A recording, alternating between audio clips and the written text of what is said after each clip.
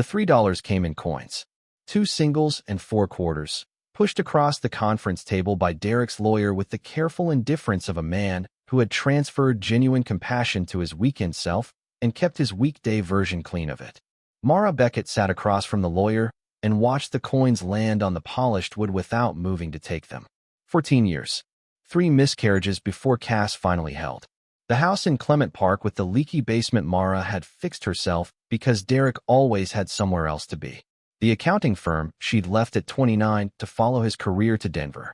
The savings account she'd watched grow from nothing, one deposit at a time, nursing shifts through her 20s, before she discovered Derek had been managing it the way he managed everything, with total confidence and no actual skill.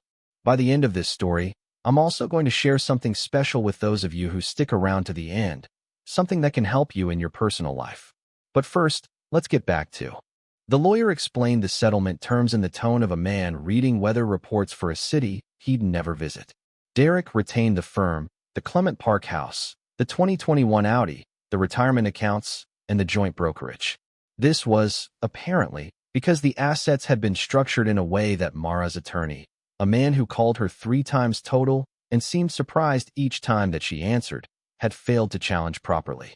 Mara retained the 2013 Subaru with the cracked dashboard, her personal property, and any contents of Storage Unit 47 at Mountain View Self-Storage on South Parker Road. She hadn't known there was a storage unit. The lawyer slid a key across the table with the coins. Yellow plastic fob, the number 47 stamped in black. Like an afterthought. Like the period at the end of a sentence about nothing. She picked the key up on the way out, left the coins where they sat, then stopped at the elevator and turned back and picked those up too. For quarters. She had $11 in her checking account and a daughter who needed to eat dinner. Dignity had a price, and she couldn't meet it today. The Subaru was parked on the street outside. Cassidy was in the back seat doing homework with the focused determination of a 10-year-old who had decided that routine was the thing standing between her and the particular terror of noticing how bad things had actually gotten. Mara got in and did not start the car immediately. She held the key with the yellow fob in her palm and looked at it. "What's that?" Cass asked without looking up from her worksheet. "Storage unit key. Your dad had a storage unit, apparently. What's in it?" "No idea. Are we going to find out?" Mara closed her fingers around the key. Eventually, she started the car. They were living in the Subaru by the 1st of February. This was not something Mara had planned, but then she hadn't planned most of the last 6 months. The eviction notice arrived 12 days after the divorce was finalized, roughly 10 days after she learned that Derek had stopped paying rent on the apartment 8 months prior, which meant he'd been pocketing her contributions to the household since May while she was working double nursing shifts at the hospice and telling herself they were getting ahead. Getting ahead. She had said those words out loud to a colleague once, the previous spring. Rhonda, who was 52 and had learned things about people through 30 years of watching them die, had looked at Mara with an expression Mara hadn't understood at the time. The Subaru had 140,000 miles on it and heated seats that worked only on the driver's side. Cass had taken to sleeping in the passenger seat with her knees drawn up and her coat folded over her shoulders, and she did it without complaint, which was either a sign of remarkable resilience or a sign that Mara had failed to communicate to her daughter how temporary this was supposed to be. Probably both. Children adapted. Mara was no longer sure whether that was beautiful or terrible. Denver in February hovered between 4 and 15 degrees at night. They parked in rotating locations. Church lots on weekdays when the lots were empty. A 24-hour gym near the university where Mara held a membership she kept paying for because the showers. The membership cost $35 a month, which she could not afford, but she paid it anyway because there were negotiations you made with yourself about what minimums meant, and a shower was below the line she would cross. The $11 in her checking account became $8 after gas. Then $3 after a drive-through coffee she bought, not because she needed coffee, but because she needed to hand money to another person and receive something back and feel, for 3 minutes, like a customer rather than a woman sleeping in a parking lot. The storage key sat in the cup holder. She had worked out a system for Cass's school mornings that required 37 minutes and no mistakes. Wake at 6, keep Cass in the sleeping bag as long as possible because warm was finite. Drive 3 blocks to the 24-hour gym, badges in. Showers while the attendant at the front desk pretended not to understand what they were doing there, because he was 24 and kind and understood more than he let on. Dress in the locker room. Drive to school. Park half a block back so Cass could walk in looking like she'd come from somewhere. Mara had told Cass this was for parking, not for hiding, and Cass had looked at her with the expression of a child who has decided to believe the kinder version of a thing because the other version was too heavy to carry to school. She had reasons for not going yet. She was working night shifts at the hospice, 6 to 6, 3 nights a week, the minimum her supervisor would schedule her given the staffing shortage and Mara's last-minute availability changes when the eviction happened. She had to have Cass somewhere safe on those nights, which meant her sister Bev in Aurora, who had a couch and 2 cats, and a husband named Greg who had never once been unkind, but who asked questions with his face that Mara was tired of answering. She had divorce paperwork arriving in batches, things that needed notarizing, forms her useless lawyer kept forgetting to file. She had 1,000 reasons not to drive to South Parker Road. Mostly she was afraid of what would be in there. Derek had operated their entire marriage the way he operated his accounting firm, with surface competence and a catastrophic underlying math. He was charming in exactly the way she now understood charmed people usually were, specific and attentive in the beginning, then gradually distant, then suddenly accusatory about things Mara was sure had never been discussed. He had a story for everything. The missing money had always just been restructured. The late nights were client dinners. The 2 weeks in June when he'd been unreachable were a conference she'd apparently forgotten he'd mentioned. Mara was, according to Derek, simply bad at remembering things. She had believed this for years because she was tired and it was easier than the alternative.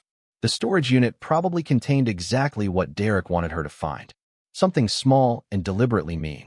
Broken furniture he'd been meaning to throw away. Her mother's china, which she'd mentioned wanting back several times. The kind of thing you gave someone to make them feel they'd gotten something while getting nothing. Or maybe nothing at all. Maybe it was empty and the key was a joke. Derek liked jokes that only he understood. Bev asked about the key on the 3rd of February when Mara came to pick up Cass after a night shift and sat at the kitchen table with her coat still on, not quite able to make herself stand up again. Bev made coffee with the automatic care of women who'd grown up watching their mother solve things by feeding people. Have you gone to the storage unit yet? Not yet.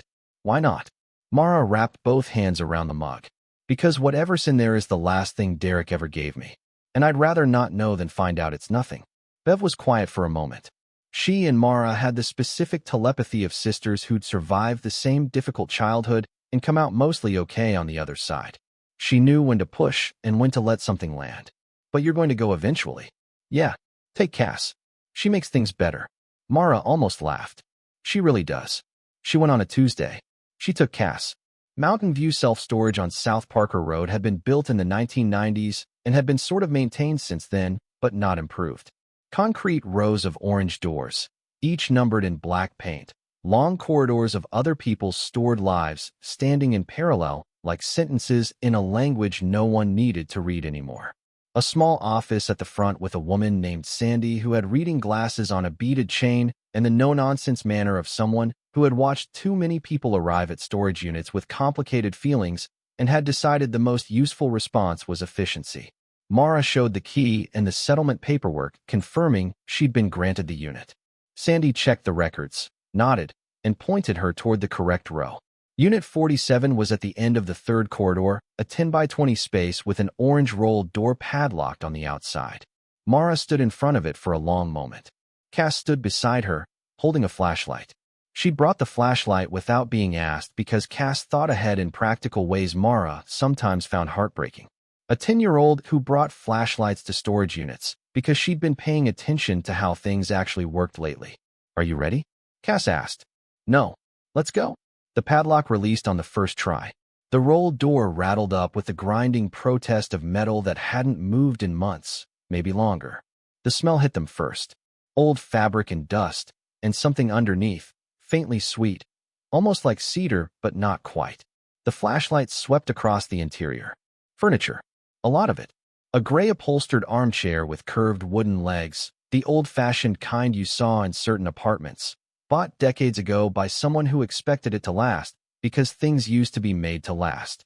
A small writing desk, dark wood, the roll-top kind with many tiny drawers. A bookcase, fully loaded, books still shelved inside it, which suggested whoever packed this unit had done it quickly, or with grief, or both. Cardboard boxes stacked along the walls, labeled in a handwriting that was not Derek's. Neat cursive, each box titled in the same hand. Kitchen, bedroom linens, Francis's books, winter clothes, photographs. This isn't your dad's stuff, Cass said. No, it's not. Whose is it? Mara walked in slowly and touched the arm of the upholstered chair. The fabric was firm, good quality, the kind that didn't lose its shape. There was a small embroidered pillow on the cushion, blue and white, a lighthouse stitched in the center. The writing desk had a painted ceramic mug on its surface, dried pens still inside it. Someone's private space, someone's real life, packed into cardboard boxes and an orange door unit on South Parker Road by someone who hadn't gotten to decide when it was time to leave. She moved to the bookcase. The atlas was old, 1987, the pages thick and slightly foxed at the edges. Next to it, bird guides, 3 volumes of Churchill's memoirs, natural history books. A man's library. Some of the books had inscriptions inside in a different hand, looping and warm. To Francis, who taught me the world was larger than I thought. Love, Eleanor. December 1972. Eleanor. Francis. She went through the boxes in sequence without opening them fully, just lifting the flaps and scanning. The photographs box held loose prints, not albums, which meant either the person packing them had been in a hurry or they'd never been the organizing type. She saw the same face across decades, a woman with dark hair and serious eyes, smiling in a garden, then older, laughing at a table, then older still, sitting in what looked like a hospital waiting room wearing the expression of someone being patient against their instincts. Beside the woman in many of the early photos, a man, balding by 50, sitting at a desk covered in papers in one shot, standing in front of a house in another, holding a small child in a third with the careful pride of someone who understood they were holding something fragile. Francis. Mara went carefully through the kitchen box. Copper measuring cups, slightly dented from real use. A recipe box, handmade, small index cards inside in neat cursive. Chicken soup with lemon. Almond cake for Francis's birthday. A typed card that looked much older than the others, the paper yellow and thin. Mother's Pfefferkuchen, 1948. Nothing that explained why Derek knew about this unit. Nothing that explained why he'd made it part of the divorce settlement, instead of simply keeping it or clearing it out. She was studying the roll-top desk when Cass pulled a small book from the shelf and said, "Mom, look." A bookmark fell out when she opened it. Not a bookmark exactly, a folded piece of cream stationery. It had been wedged between the atlas and the first Churchill volume with care, placed rather than dropped. Mara took it and unfolded it. The handwriting was the same cursive as the box labels, but the pen had pressed harder here. Whatever was being written required more weight. If you are reading this and your name is not Derek Beckett, please call me. 720-555-0183. Ask for Eleanor. Tell whoever answers it's about the stamps. They will know to reach me. This is important. I don't have much time left in which I'll be able to remember to tell you what you need to know. He thinks I don't understand what he's been doing. He's wrong about that. I have made arrangements. Please come find me. Mara read the note twice. Then she read it a third time. Outside, the light was flat and gray, February without apology. Inside the unit, the furniture sat patient and still, waiting for something that had been expected for a long time. She did not call the number that day. She folded the note and put it in her jacket pocket. She spent an hour in the unit with Cass doing practical inventory, because they needed things and the unit had things, and she had stopped feeling guilty about practical necessity 6 weeks ago when practical necessity started determining whether they were warm. A winter coat, woman's size medium, wool, charcoal gray, folded in the winter clothes box. Barely worn. A sleeping bag and a compression bag at the back of the unit, rated to -10 degrees. A Yeti thermos, still functional. A small battery-powered lantern. 3 paperback novels that Cass claimed immediately, pressing them to her chest like they might escape. A cast-iron skillet in the kitchen box that Mara lifted and looked at for a long moment before putting it in the car, because a cast-iron skillet implied a kitchen and she didn't have one, but she would again, and it would be better to have it waiting. They drove back to the church parking lot. Mara made the back seat bed with the better sleeping bag. Cass read under the battery lantern while Mara sat in the driver's seat, turning the note over in her fingers. She didn't know who Eleanor was. She knew who Derek was. 14 years of accumulating knowledge about a person who turned out to have been running a parallel life with parallel meanings, the kind of thing you didn't see when you trusted them. And then once you saw it, you couldn't understand how you'd missed it from the beginning. The note said Derek thought Eleanor didn't understand what he'd been doing. It said she'd made arrangements. It said she didn't have much time before she'd be able to remember things. That last part was about dementia. The phrasing was careful, the handwriting controlled, but the meaning was a person watching a window close and trying to act before it did. She thought about what Derek had said in the last year of their marriage when he was still trying to manage the narrative and she was still listening. He had clients. Important clients. Some of them were elderly, people who needed financial management, estate planning, someone to handle the complicated work of a life that had accumulated more than they could manage alone. He provided a service. He found these conversations frustrating to have with someone who didn't understand the complexity.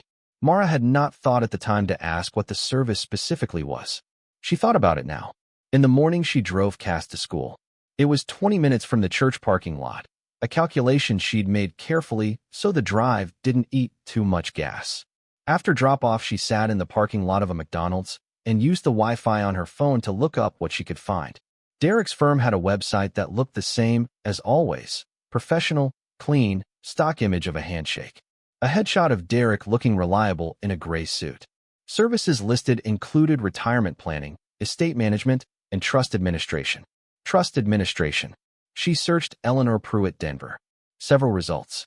An obituary from 3 years ago for a man named Francis Pruett, age 78. A mention of his surviving wife, Eleanor Pruett, age 74. A former address in Cherry Hills Village, the expensive neighborhood southeast of the city where the houses had names instead of numbers. She searched the address. Sold 2 years ago for $2. $1 million. She searched the buyer. A company named Voss Properties Group. She searched the company and found a business registration listing 2 principals. One of them was a man named Paul Voss. She searched Paul Voss Denver and got a business profile page.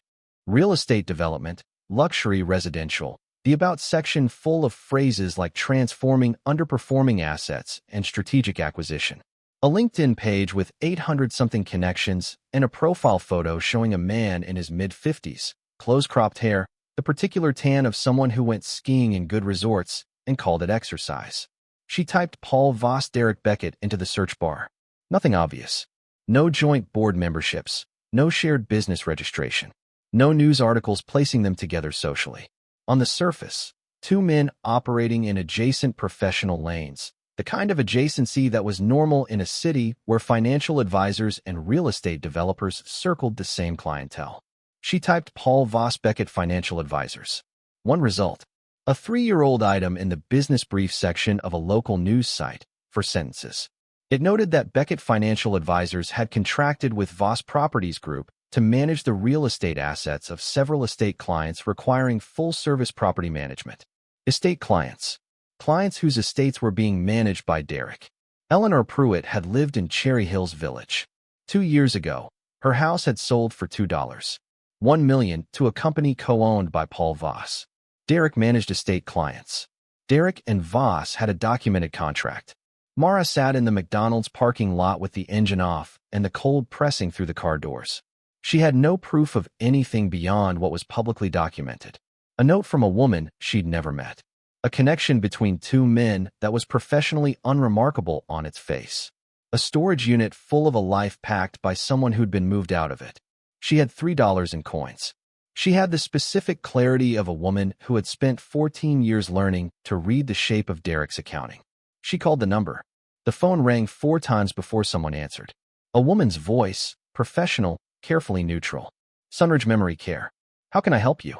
Mara's throat went tight. She had hoped, in the way you hoped for things when you were trying not to let desperation distort your thinking, that Eleanor would answer directly. That there would be a clear path forward. She had been doing this lately, hoping for clear paths, and getting the kind of terrain that required you to pick your footing as you went. I'm trying to reach a resident. Eleanor Pruett. I have a message about some stamps. A pause. Brief, but there. May I ask who's calling? My name is Mara Beckett. I found a note in a storage unit. Eleanor left instructions for me to call. Another pause, longer this time. Mrs. Pruett does have a visitor's list. Are you on the approved list, Mrs. Beckett? I don't know. I only found the note yesterday. Is Eleanor all right? She's one of our residents. I can let her care coordinator know you called and have someone get back to you. Can you tell me who manages her visitor list? Or who holds power of attorney? That's not information I can share over the phone. I can note that you called. Is Derek Beckett on her visitor list? This pause was the longest. Measured. I'll have someone call you back. The line went quiet. Mara set the phone in the cup holder next to the storage key with the yellow fob and looked at both of them. The key that had opened a room full of someone else's carefully packed belongings. The phone that had just confirmed, without confirming anything at all, that Derek was involved with Eleanor Pruett in some official capacity. She went back that afternoon. Without Cass this time. She asked Bev to handle school pickup and said she had errands, which was true enough. Sandy at the front desk gave her a small nod when she came through. Mara signed in and walked back to row 3. She worked differently this time. Not looking for practical items. Looking for information. She went through every box with the systematic attention she'd once given to patient charts, looking for patterns, for what was missing as much as what was there. There was a method to it that she'd learned not in any classroom, but in 14 years of living with someone who withheld things, who arranged facts the way Derek arranged rooms, to look complete while concealing the spaces between the furniture. Francis's library was a careful one. Annotated margins in 2 different handwriting styles, his and Eleanor's. Years of conversation happening in pencil at the edges of other people's words. Bird guides with check marks next to species seen. An atlas with routes traced in faded red pen, Europe and North Africa. The lines deliberate, someone planning trips or remembering them.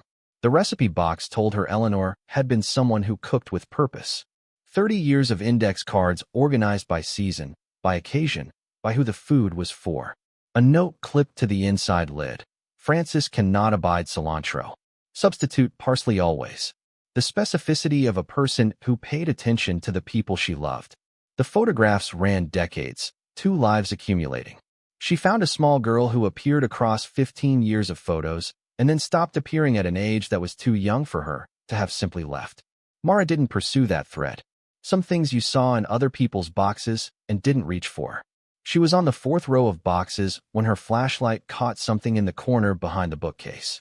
She'd missed it the first time because the bookcase sat close to the wall and the corner it created was genuinely shadowed, the kind of place you'd pass over if you weren't moving slowly. A trunk.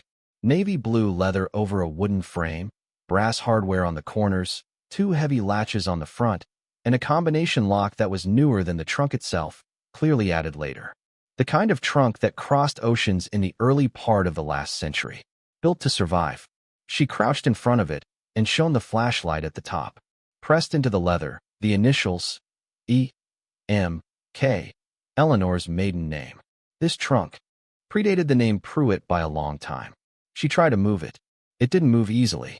Whatever was inside had weight. She went back to the roll-top desk, working it more carefully now. The center drawer had a false back. She'd noticed that on the first visit, but dismissed it as old craftsmanship. She pressed it properly this time, and it opened. A hidden drawer behind the first one, barely an inch deep. Inside, a small index card. Eleanor's cursive, smaller and more compressed than the box labels, as if she'd been fitting as much as possible into a small space. The trunk contains what he's been looking for. He doesn't know it's here. He thinks I gave it to Margaret. He moved me out of the house so he could look for it, but I already moved it. I wasn't as confused as he thought. Francis taught me that the best hiding place is the one the other person couldn't imagine you using. They won't look in the ordinary places, Elle. They'll assume you're too clever for the ordinary places. So use the ordinary places. The storage unit is ordinary. The combination is Francis's army number, 5291. Find it before Derek does. What's inside is not mine alone. It belongs to the ones who should have had it decades ago. I'm sorry it took so long. E.P. Mara stood in the cold storage unit and read the card twice. He doesn't know it's here. But Derek had given her the storage unit. Derek's lawyer had made it part of the settlement, which meant Derek knew the unit existed and had decided to give it to her, which meant either he had already searched it and found nothing, or he had looked carelessly and missed the trunk, or he didn't know about the trunk at all and thought the unit held only furniture and boxes. The specific satisfaction on Derek's face when his lawyer pushed the coins across the table. The look of a man who had taken something and gotten away clean. He had missed it. He had looked in this unit, or had it looked, and seen an old woman's furniture packed into boxes, and decided there was nothing here worth fighting Mara for. He had given it to her as a final small cruelty. He had made a considerable mistake. She crouched in front of the trunk. The combination lock was a simple 4-digit type. You dialed the numbers and pulled. She found 5, then 2, then 9, then 1. She pulled. The lock released. The latches opened without resistance, which meant they'd been opened recently enough that they hadn't stiffened again. Eleanor had been here after packing the unit, had opened the trunk, had arranged things inside, had left the card in the hidden drawer, and had done all of it while she still could. While the window was still open, Mara raised the lid.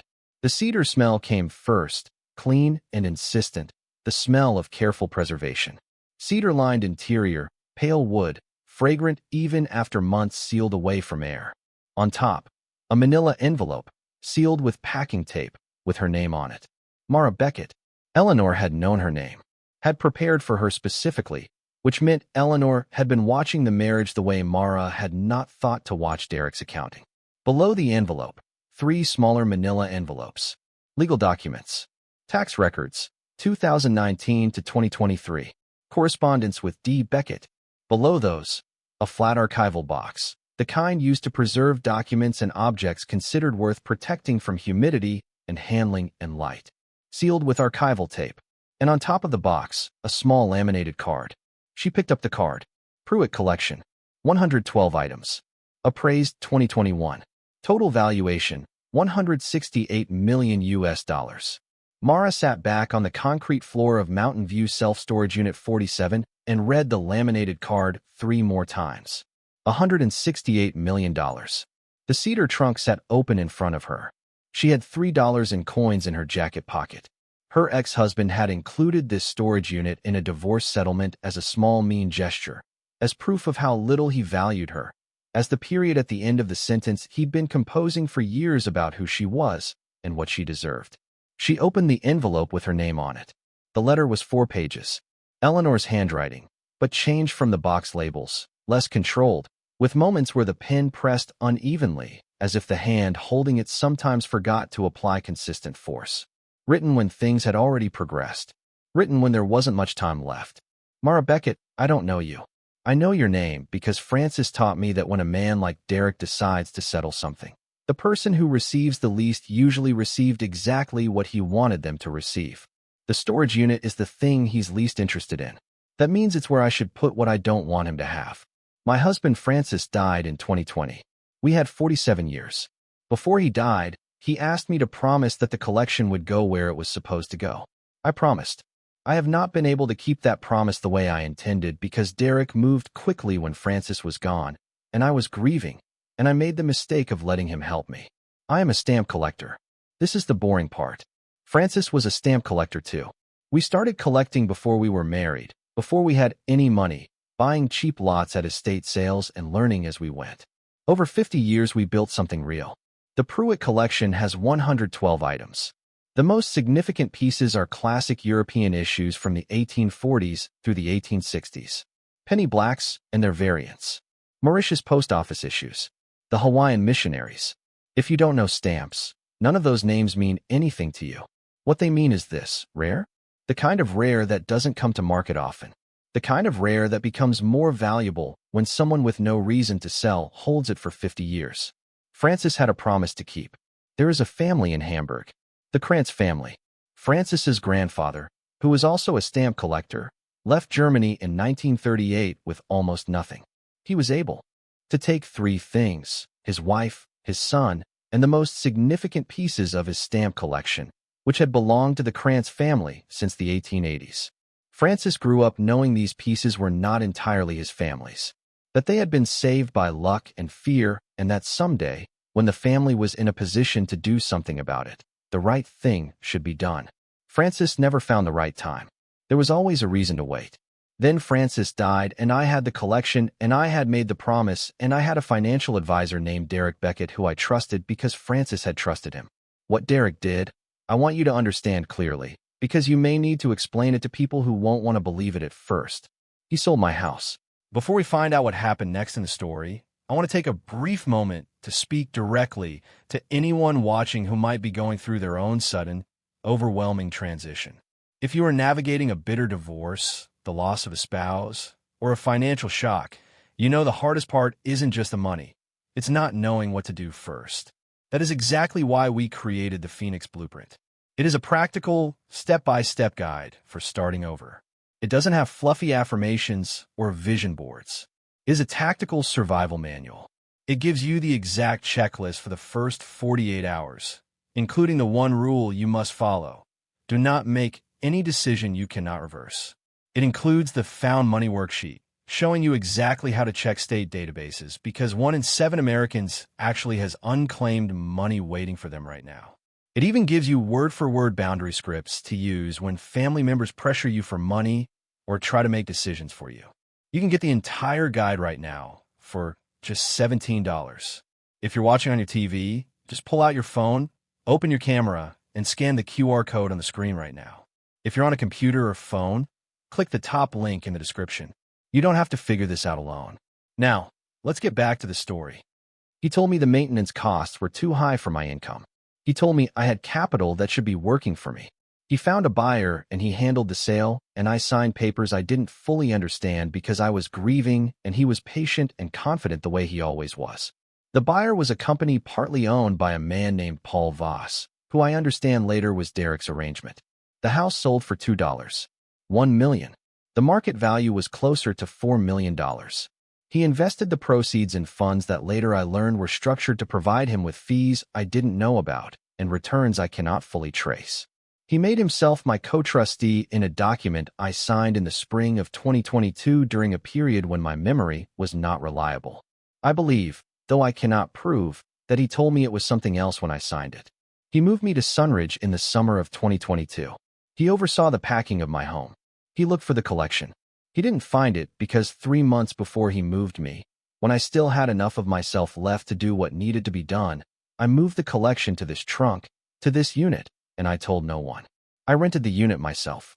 I paid a year in advance in cash Francis had kept in the house for emergencies. I moved the trunk in a car service, 2 trips, alone. I left the note on the bookshelf and the second note in the desk because I was afraid my memory would make me forget what I'd done, and I wanted a trail a stranger could follow.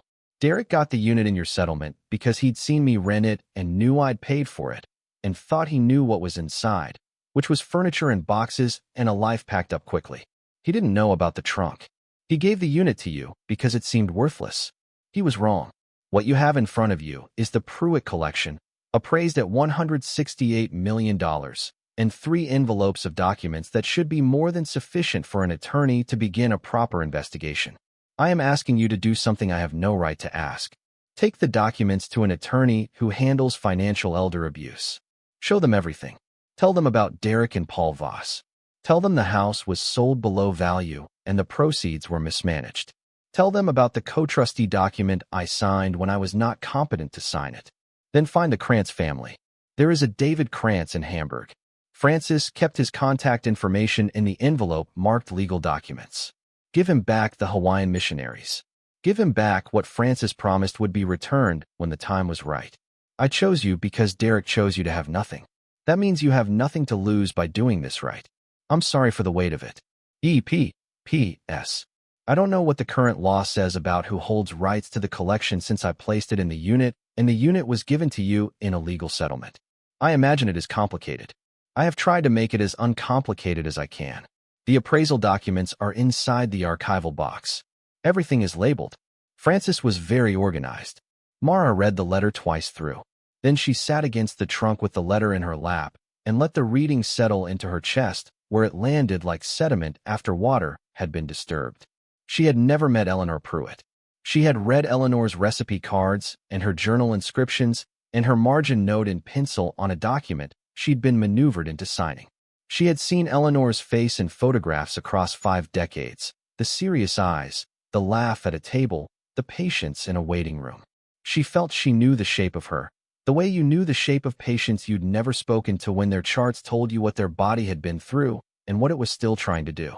Eleanor had packed that trunk and rented that unit and left those notes while she still could. She had used the ordinary places because Francis had taught her the ordinary places were where you hid things from clever men who were looking for the non-obvious. She had trusted that someone would come eventually. She had trusted that the someone would choose to act. Mara sat in the cold and understood, for the first time since the divorce, why her life had gone the way it had. Not as a comfort and not as a lesson, just as a fact.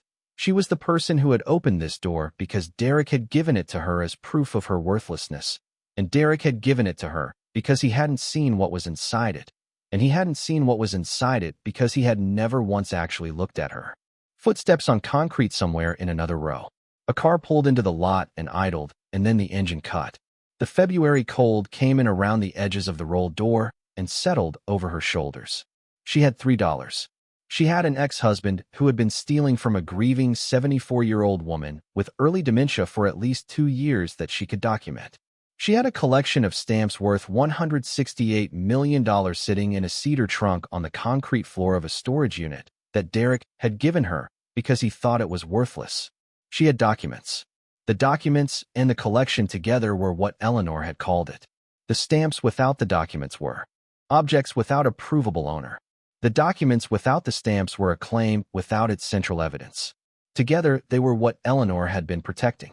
Together, they were what Derek and Paul Voss had been looking for without knowing exactly where to look. She needed to be careful now. She needed to think before she moved. She opened the archival box. The stamps were in individual protective mounts, each one labeled in a hand she recognized as Francis Pruett's, small and precise, the handwriting of someone who understood that details mattered. She didn't need to know anything about stamps to understand she was looking at something serious.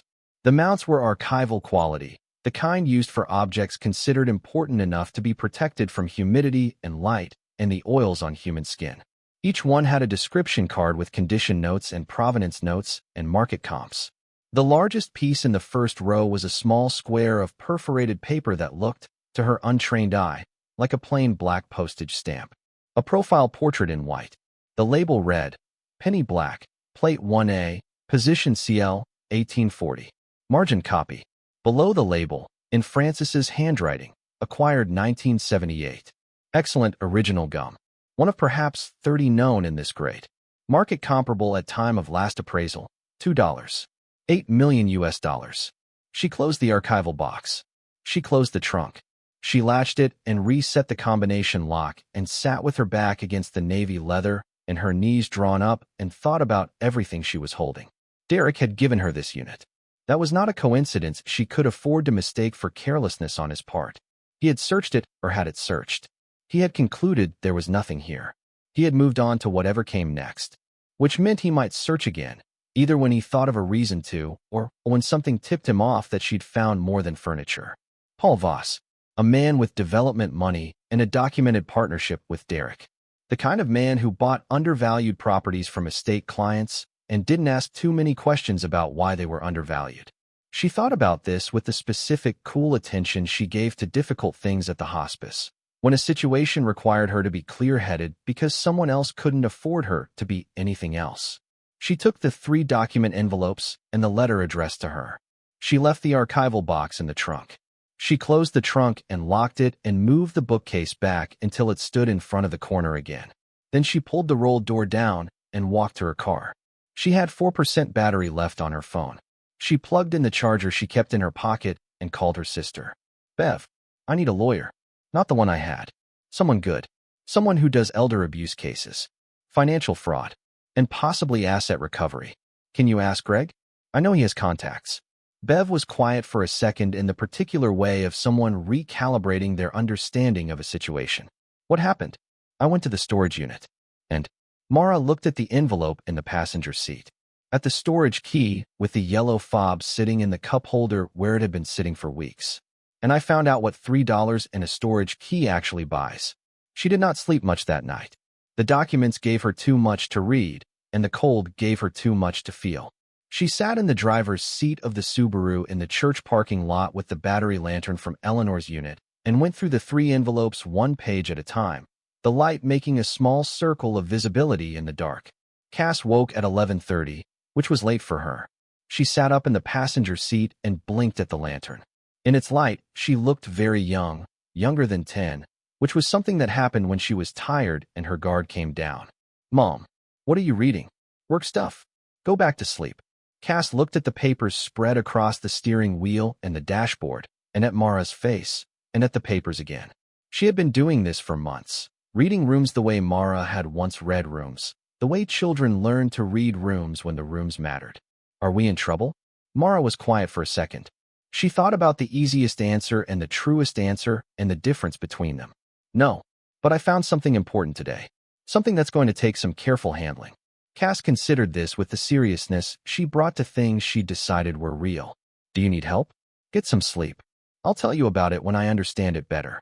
Cass lay back down, pulling the sleeping bag up.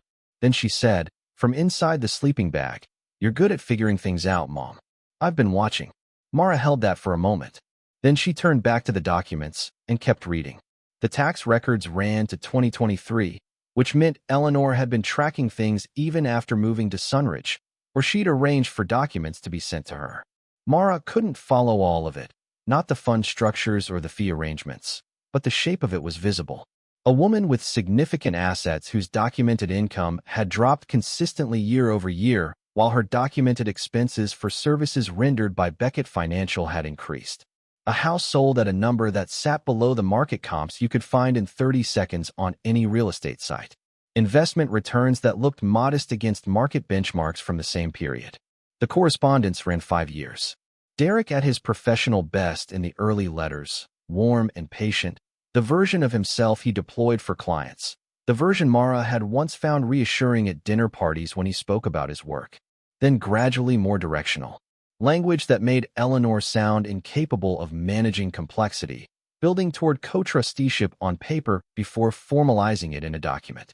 A letter from 2022 with the subject line, "Transition planning for Mrs. Pruett," congratulating her on her decision to move to Sunridge and noting that Derek had arranged the transition, the packing, the storage, the paperwork.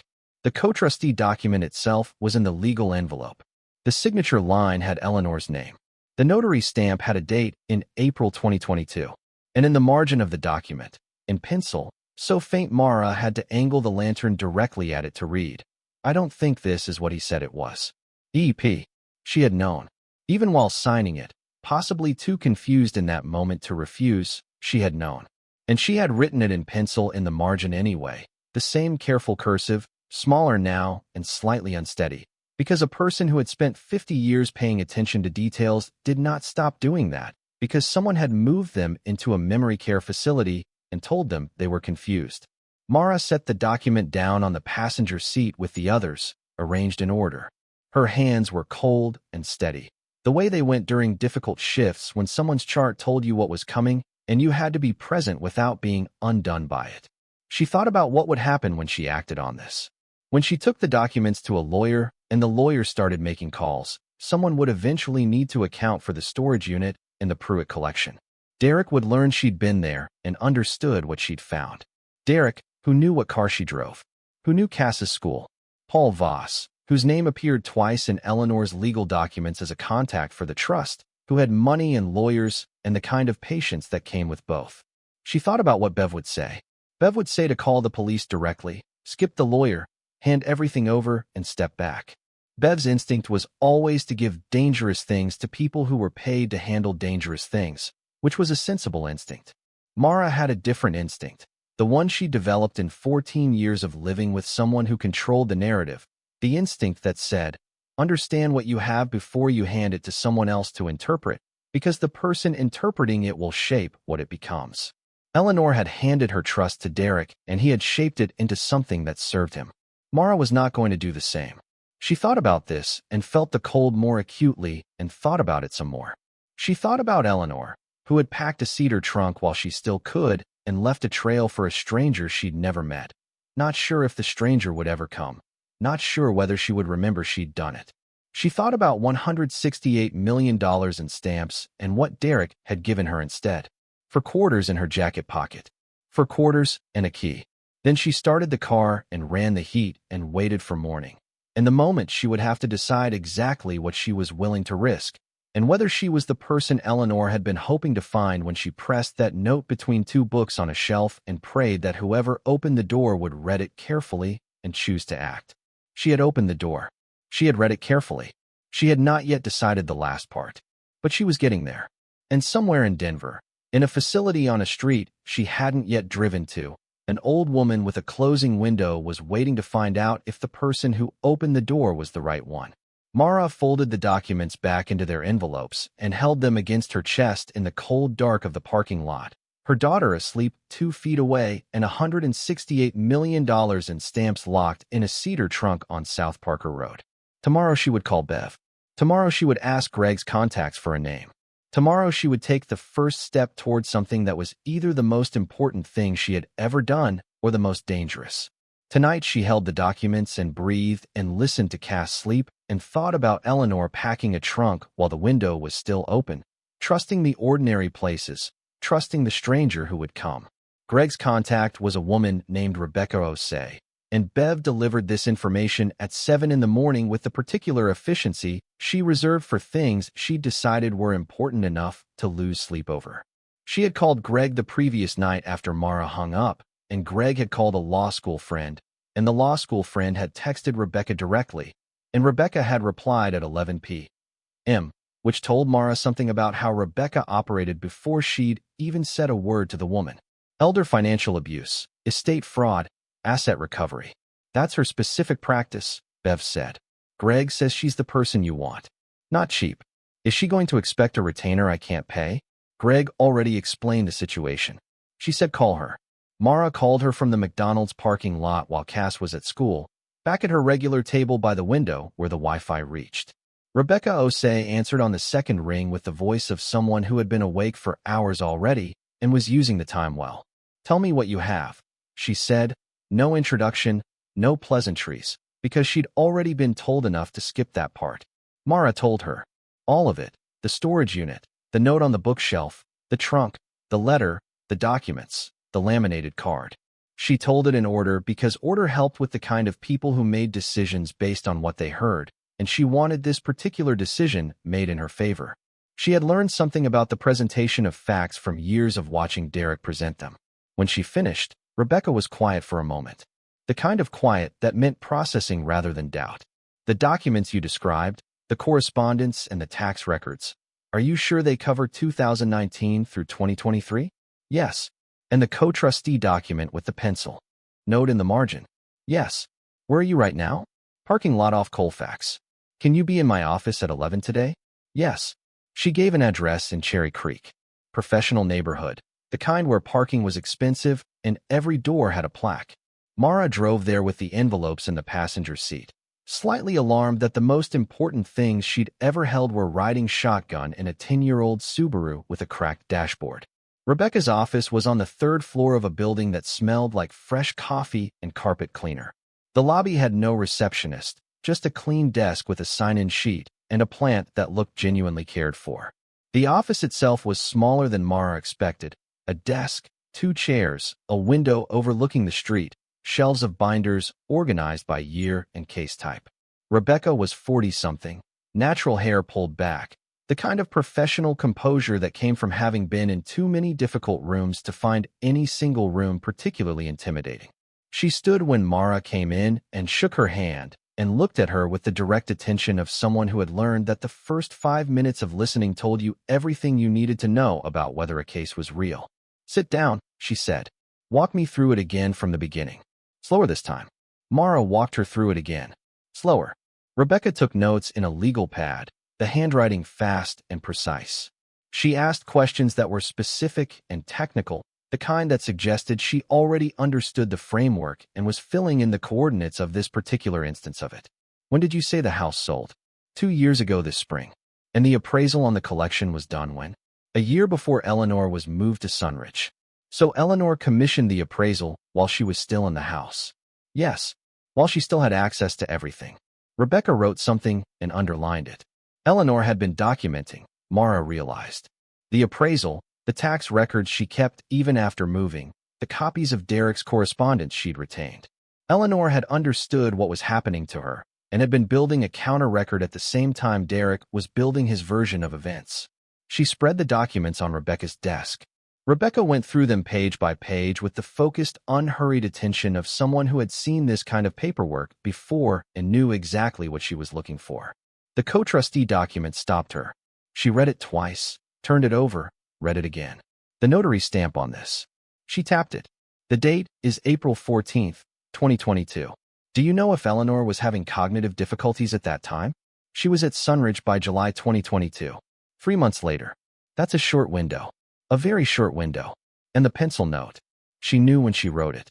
She didn't know how to stop it. Rebecca set the document down with the careful deliberateness of someone handling evidence. Which was what it was. Here's what I can tell you right now, she said. What's described in these documents is a recognizable pattern. It has a name. Financial elder abuse through predatory trust management.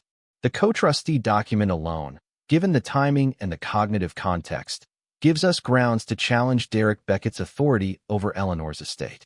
The below-market sale of the property, combined with the documented relationship between Beckett and the purchasing entity, gives us a separate line of inquiry into the transaction. And the mismanaged investment proceeds give us a third. Mara looked at the documents spread across the desk. 3 separate lines of inquiry from materials found in a storage unit that Derek had handed her because he thought it contained nothing. Rebecca leaned back in her chair.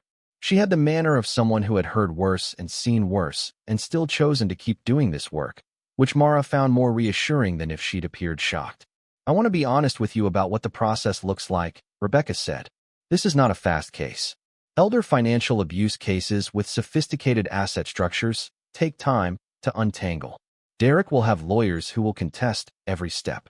The goal right now is to secure the evidence, document Eleanor's account while she can still give it, and build the factual record that makes his position untenable. We're not going to court next month, but we're going to build something solid enough that he can't make this go away. What about me legally? My name is on the settlement that gave me the unit. You're in the clearest position of anyone in this situation. You received the unit in a legal settlement.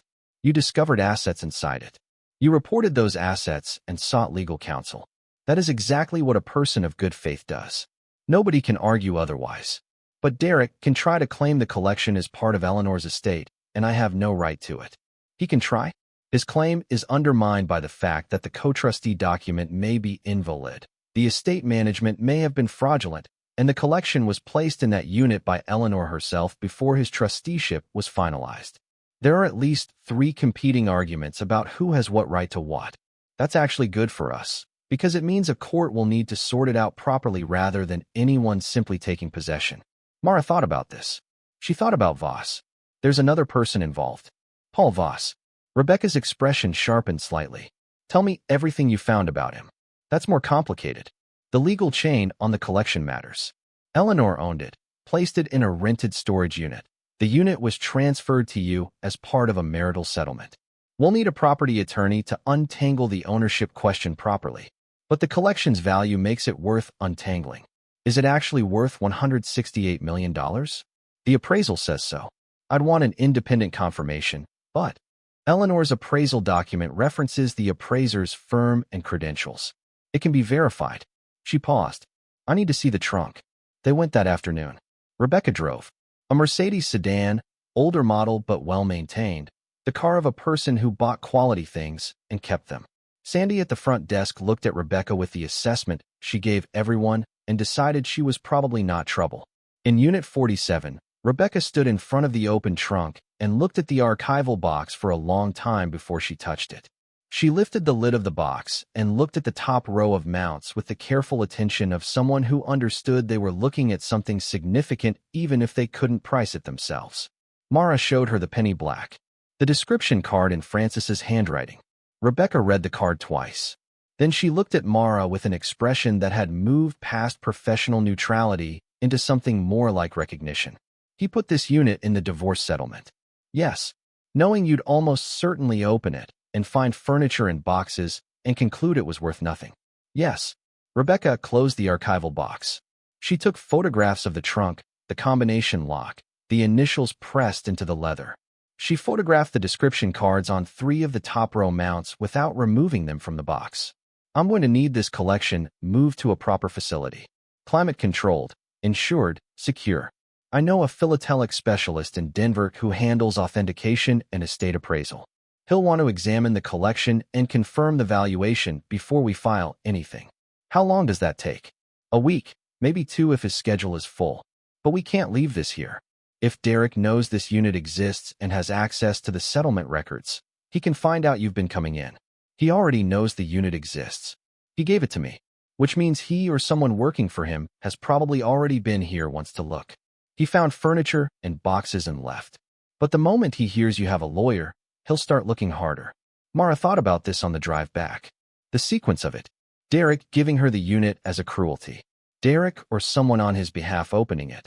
Seeing Eleanor's furniture, concluding there was nothing of value. Derek moving on. And then Derek getting a call from Sunridge that a woman named Mara Beckett had phoned asking about Eleanor Pruett and stamps. She had made that call. The call had been necessary, but it had also announced her. Rebecca must have been thinking along the same lines. I'm going to call Sunridge today, she said, before Derek's people can get to Eleanor's care team with instructions about access. I'll invoke Elder Financial Abuse Statute 18-6. 5 to 105. It gives us grounds to request a welfare interview without going through the designated financial contact. Derek, who is currently listed as Eleanor's financial contact, probably her emergency contact, and likely has influence over her visitor access. None of that is going to stop us. It just needs to happen in the right order. What's the right order? You get to Eleanor before Derek knows you've spoken to a lawyer. I'd suggest tomorrow morning. The Sunridge Memory Care Facility was on a street that had been designed to look residential rather than clinical, a deliberate softening of edges, trees along the sidewalk, flower pots at the entrance, a parking lot that tried not to look like a parking lot.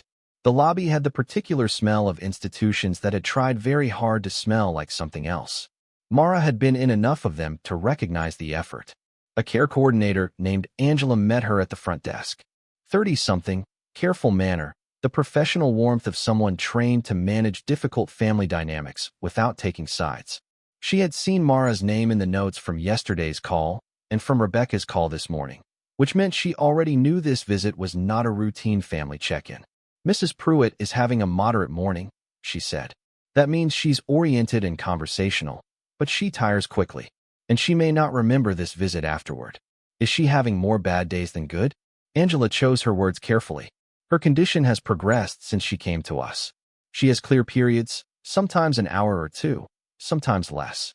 She knows who she is. She knows this facility isn't where she wants to be. She's very sharp about those two things, even when other things are less clear. Does she have visitors? Her nephew Scott comes occasionally. He lives in Fort Collins. Scott. Not mentioned in Eleanor's letter. Not mentioned in any of the documents. Not Derek Beckett. Angela's face did something small and controlled. Mr. Beckett was listed as an approved contact when Mrs. Pruett was admitted. He visited several times in the first few months. Less frequently recently. When was his last visit? She looked at the screen. 4 months ago. For months. About the time, Mara calculated, that the storage unit key had been put into a lawyer's hand for inclusion in a divorce settlement. After Derek had been to the unit and found nothing and concluded that whatever Eleanor had moved was somewhere else and had started making other plans. She followed Angela down a hallway that had watercolor prints of mountains on the walls, spaced at even intervals all the way to the end of the corridor, the kind of art chosen because it was inoffensive rather than because anyone loved it. Eleanor's room was at the corner, which meant it had 2 windows. This felt intentional, a small dignity reserved for a resident who had earned better than a single window. The room held Eleanor's things, the embroidered lighthouse pillow from the gray armchair, photographs on the windowsill in silver frames, a small writing desk with a ceramic cup holding pens. She had recreated her space here as faithfully as the room's dimensions allowed. Eleanor was in the chair by the window. She was smaller than her photographs. Not diminished, exactly, but concentrated, as if age had reduced the physical dimensions while leaving everything essential intact. Her hair was white and pinned up. Her hands, folded in her lap, had the particular steadiness of hands that had been purposeful for a long time and still remembered what that felt like. She looked up when Mara came in, and her eyes were very dark and very clear. Angela made the introduction and left them to it with the discretion of someone who understood when privacy mattered more than supervision. Mrs. Pruett, I'm Mara Beckett. Eleanor looked at her for a long moment, not lost, taking the measure of her. Beckett, she said. Her voice was lower than Mara had expected, and steady. Derek's wife. Ex-wife. He finalized the divorce in January. Eleanor absorbed this without surprise. She looked like someone receiving confirmation of something they'd expected for a long time. You found the trunk. Yes. You found the note in the desk. Yes. Both of them. Eleanor looked out the window. Below it was a small garden, brown in February but laid out with care, the shapes of dormant plants arranged in rows that would be something come spring. She looked at it the way people looked at things they wanted to remember how to see. Francis would have liked you, she said finally. You don't know me. No. But you came. He always said the right person finds the thing they're supposed to find if you put it in the right place. Mara sat in the chair across from her. She had brought nothing with her, no papers, no recorder, just herself, because Eleanor deserved a visitor rather than an investigator, and because the best information came from people who felt seen before they felt useful. I need to understand some things, she said, if you're willing. My lawyer is going to need information that isn't in the documents. About the collection, about what Francis wanted, about the Krantz family. Eleanor turned back from the window. Her hands had not moved from her lap. She nodded once. Ask me now, she said. On the clear days I can tell you everything. On the other days I sometimes can't find the words for things I know are there. Mara understood this. She had sat with enough people at the end of things to know when to ask, and when to simply be present. This was a time to ask. Tell me about the stamps, she said. Eleanor's face changed slightly.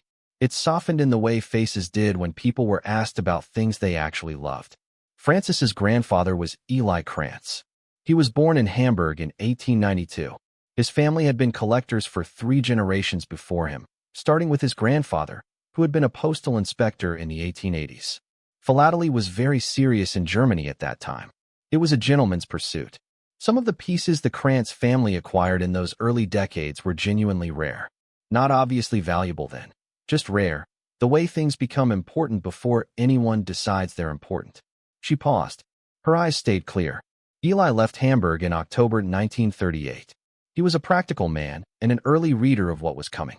He took Miriam, his wife, and their son Heinrich, who was Francis's father, who was 8 years old.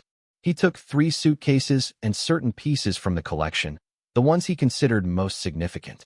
He could not take all of it. The rest was either seized or lost or scattered. He didn't know which and could never find out. He came to New York first, then Chicago, then Denver, where he had a distant cousin. What happened to the pieces he brought? They stayed in the family. Eli died in 1971. Heinrich, Francis's father, kept them. When Heinrich died in 1984, Francis inherited them along with everything else Eli had carried out of Germany. By then Francis and I had been collecting for 20 years. We understood what we had. How did the Krantz family find out the stamps still existed? Eleanor was quiet for a moment. She was deciding something. Francis found them, she said. The family. Or rather, Francis found the grandson, David Krantz, in Hamburg. This was 2015, when everything was searchable if you knew what names to look for. David Krantz is a retired professor. He had spent years trying to document what his grandfather had owned, the way families do when something was taken or lost. He'd filed claims with several European restitution organizations, but couldn't find evidence that the most significant pieces had survived anywhere. Francis contacted him. They wrote letters, actual letters, not email, because Francis was like that about things that mattered. Francis told him the Hawaiian missionaries had survived, that the penny blacks had survived, that he had them in Denver and had been meaning to return them for 30 years and had always found a reason to wait.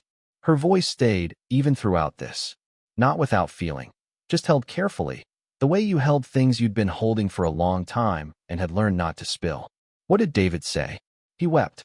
Francis told me David wept on the phone when Francis called after the letters. He hadn't believed it was real until he heard Francis's voice. He thought it was another false lead. There had been many false leads. What happened after that? Francis got sick. The diagnosis was in 2017. He was very ill by 2018, in and out of treatment. He wrote to David, explained the situation, asked David to give him time. David wrote back. He understood. He said the stamps had waited this long, and they would wait. But Francis didn't get better. He died in March 2020. He asked me, the week before he died, to make the arrangement in his name, to give David Krantz back what his grandfather had carried out of Germany. He said it wasn't ours to keep. It had never been ours to keep. We had been the caretakers, and now it was time to give it back. And then Derek arrived. Eleanor looked at her hands. The steadiness in them was deliberate. You could see the deliberateness from the outside, the small conscious effort of a woman who had learned to hold things still. Derek had been our financial advisor since 2012. Francis trusted him. He was very capable at the parts of the job that were visible. He understood tax structures and estate documents and the language of financial planning. He made himself necessary. And when Francis died, he was very present. He came to the funeral. He called every week. I was grateful at first. I was so very tired, and he made things simpler. Mara thought about how that worked. She knew how it worked. He started with small things, Eleanor continued. A fund restructuring that he said would reduce the tax burden. A document here, a signature there. He was patient. He didn't rush. I think he'd been planning this for longer than I knew. Did he know about the Krantz promise? No. She was firm on this. The collection was private. Francis had never mentioned it to Derek. Francis had never told Derek how the significant pieces were acquired or what the provenance was. As far as Derek knew, the collection was simply valuable assets in the Pruett estate. Something to be managed. Something to be positioned. He wouldn't have understood about David Krantz even if he'd known, because a man like Derek doesn't think in terms of something you owe someone. He thinks in terms of assets and who controls them. Did he try to take the collection? He looked for it. When he moved me here, he oversaw the packing and he asked, very casually, about the stamps. I told him they had been donated to a foundation years ago. He seemed to accept this, but he kept asking about them in different ways over the following months. And I kept giving him the same story. You lied to him. Eleanor almost smiled. I was not as confused as he thought. I had arranged the trunk and the unit 3 months before he moved me. When he asked about the stamps, they had already been moved. He was looking for something that was no longer where he expected it to be, and I never told him where it was. Mara looked at this woman across from her, 74 years old in a chair by a window in a facility she hadn't chosen, and felt something she had not expected to feel here. Admiration. The specific kind reserved for people who had been outmaneuvered and still found a way to act. She stayed another 40 minutes. Eleanor tired, as Angela had predicted. The clearness in her eyes became more effortful as the morning went on, the words coming slower, some of them reaching her after a delay. But she had said what she needed to say. The key names, the dates, the shape of what Francis had promised and why. Before she left, Mara took Eleanor's hand. She didn't plan to. It happened the way it happened at the hospice, out of instinct that had nothing to do with professional context. I'm going to do what you asked, she said. Both parts. Eleanor looked at her with the dark, clear eyes. I know, she said. I picked you because Derek picked you. He always underestimated the people who got in his way. She was quiet for a moment. Her thumb moved slightly against Mara's hand, a small deliberate gesture. The Hawaiian missionaries, she said. Those are the ones that matter most to David Krantz. Not financially. They're worth perhaps $4 million on the open market, not even the highest value pieces in the collection. But Eli Krantz bought them in 1906. They were the first pieces he ever acquired of real significance. He was 14 years old. He saved for 2 years from a job he had after school. His grandfather had told him those particular stamps were the ones to find if you could find them. When Eli finally got them, he wrote his grandfather a letter. He wrote, I found them. It took me 2 years. But I found them. We still have the letters. They're with the archival box. Francis kept everything. She paused again, and the clearness in her eyes held. When Eli had to leave Hamburg in 1938, he put those stamps in his coat pocket. He didn't put them in a suitcase or a trunk. He put them in his coat pocket, against his chest, and he walked onto the train with Miriam and Heinrich, and he never let go of them until they were in a room with a locked door in New York. That's what you're returning. Not just a piece of paper. You're returning the thing a 14-year-old boy saved for 2 years to find, and the thing a man carried in his pocket out of Germany, and the thing Francis promised would go back.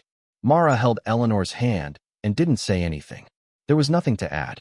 Rebecca filed with the Colorado Attorney General's Elder Abuse Division on Friday. She explained this to Mara in a call that evening. standing in the hospice break room during a 20-minute gap between patients, her back against the vending machine and her phone pressed to her ear. The filing itself doesn't freeze Derek's access immediately, Rebecca said.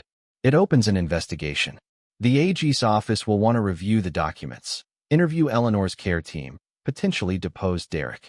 This takes time. Months, not weeks. What about the collection in the meantime? I've arranged transport.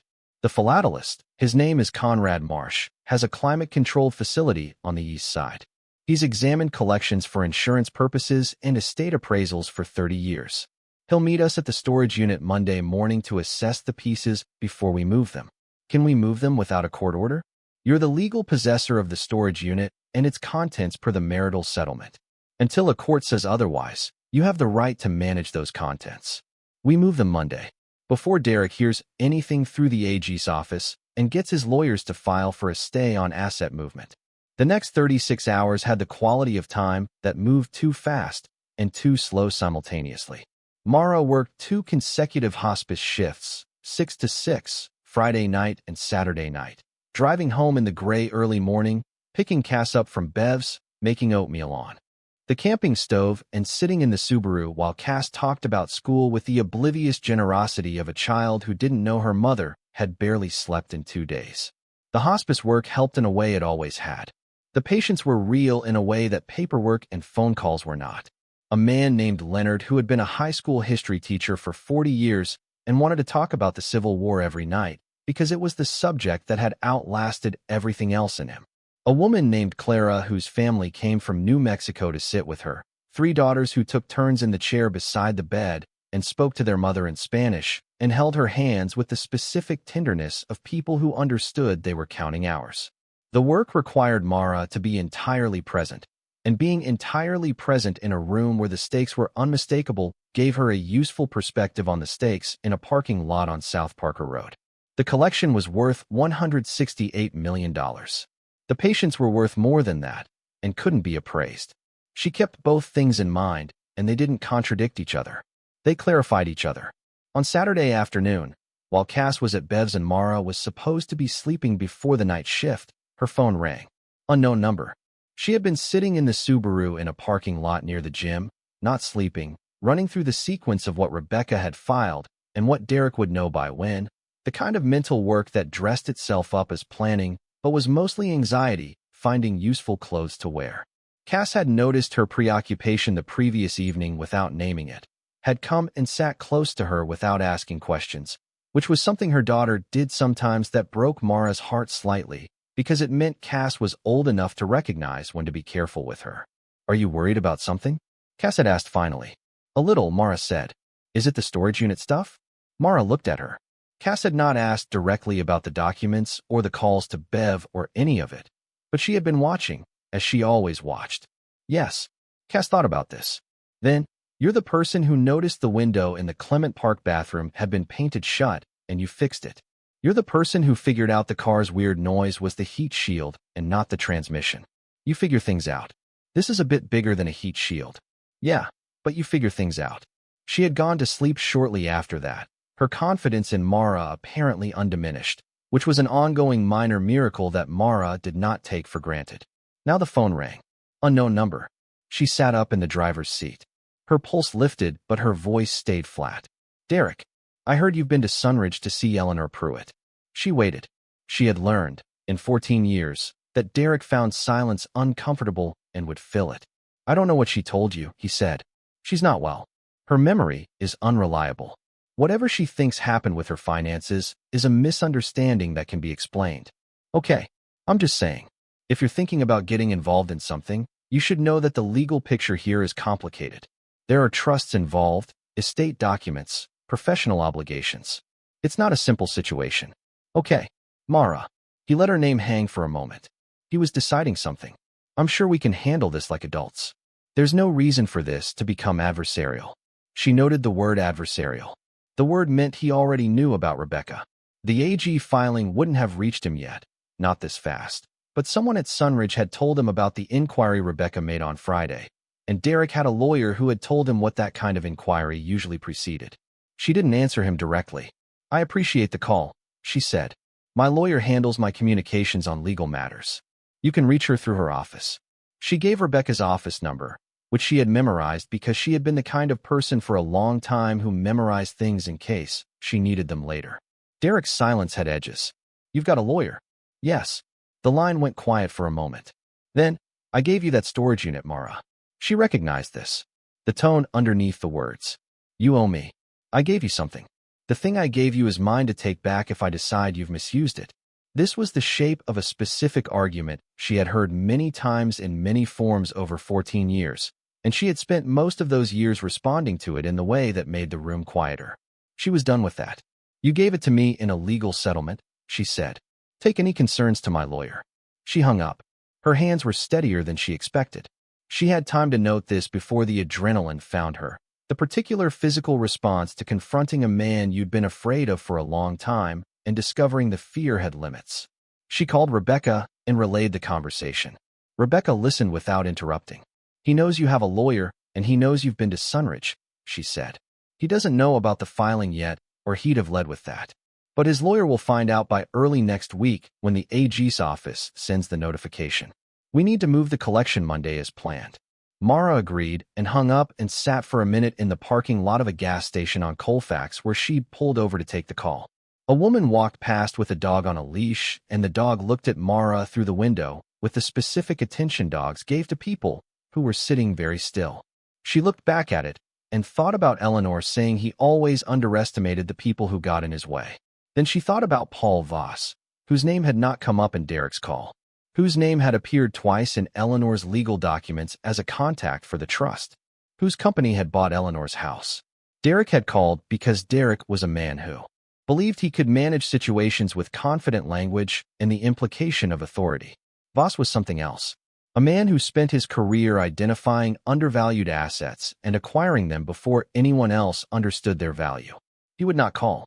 A letter from a law firm arrived on Sunday, delivered to Bev's address because Mara had used Bev's address on the settlement paperwork. Bev texted a photo of the envelope.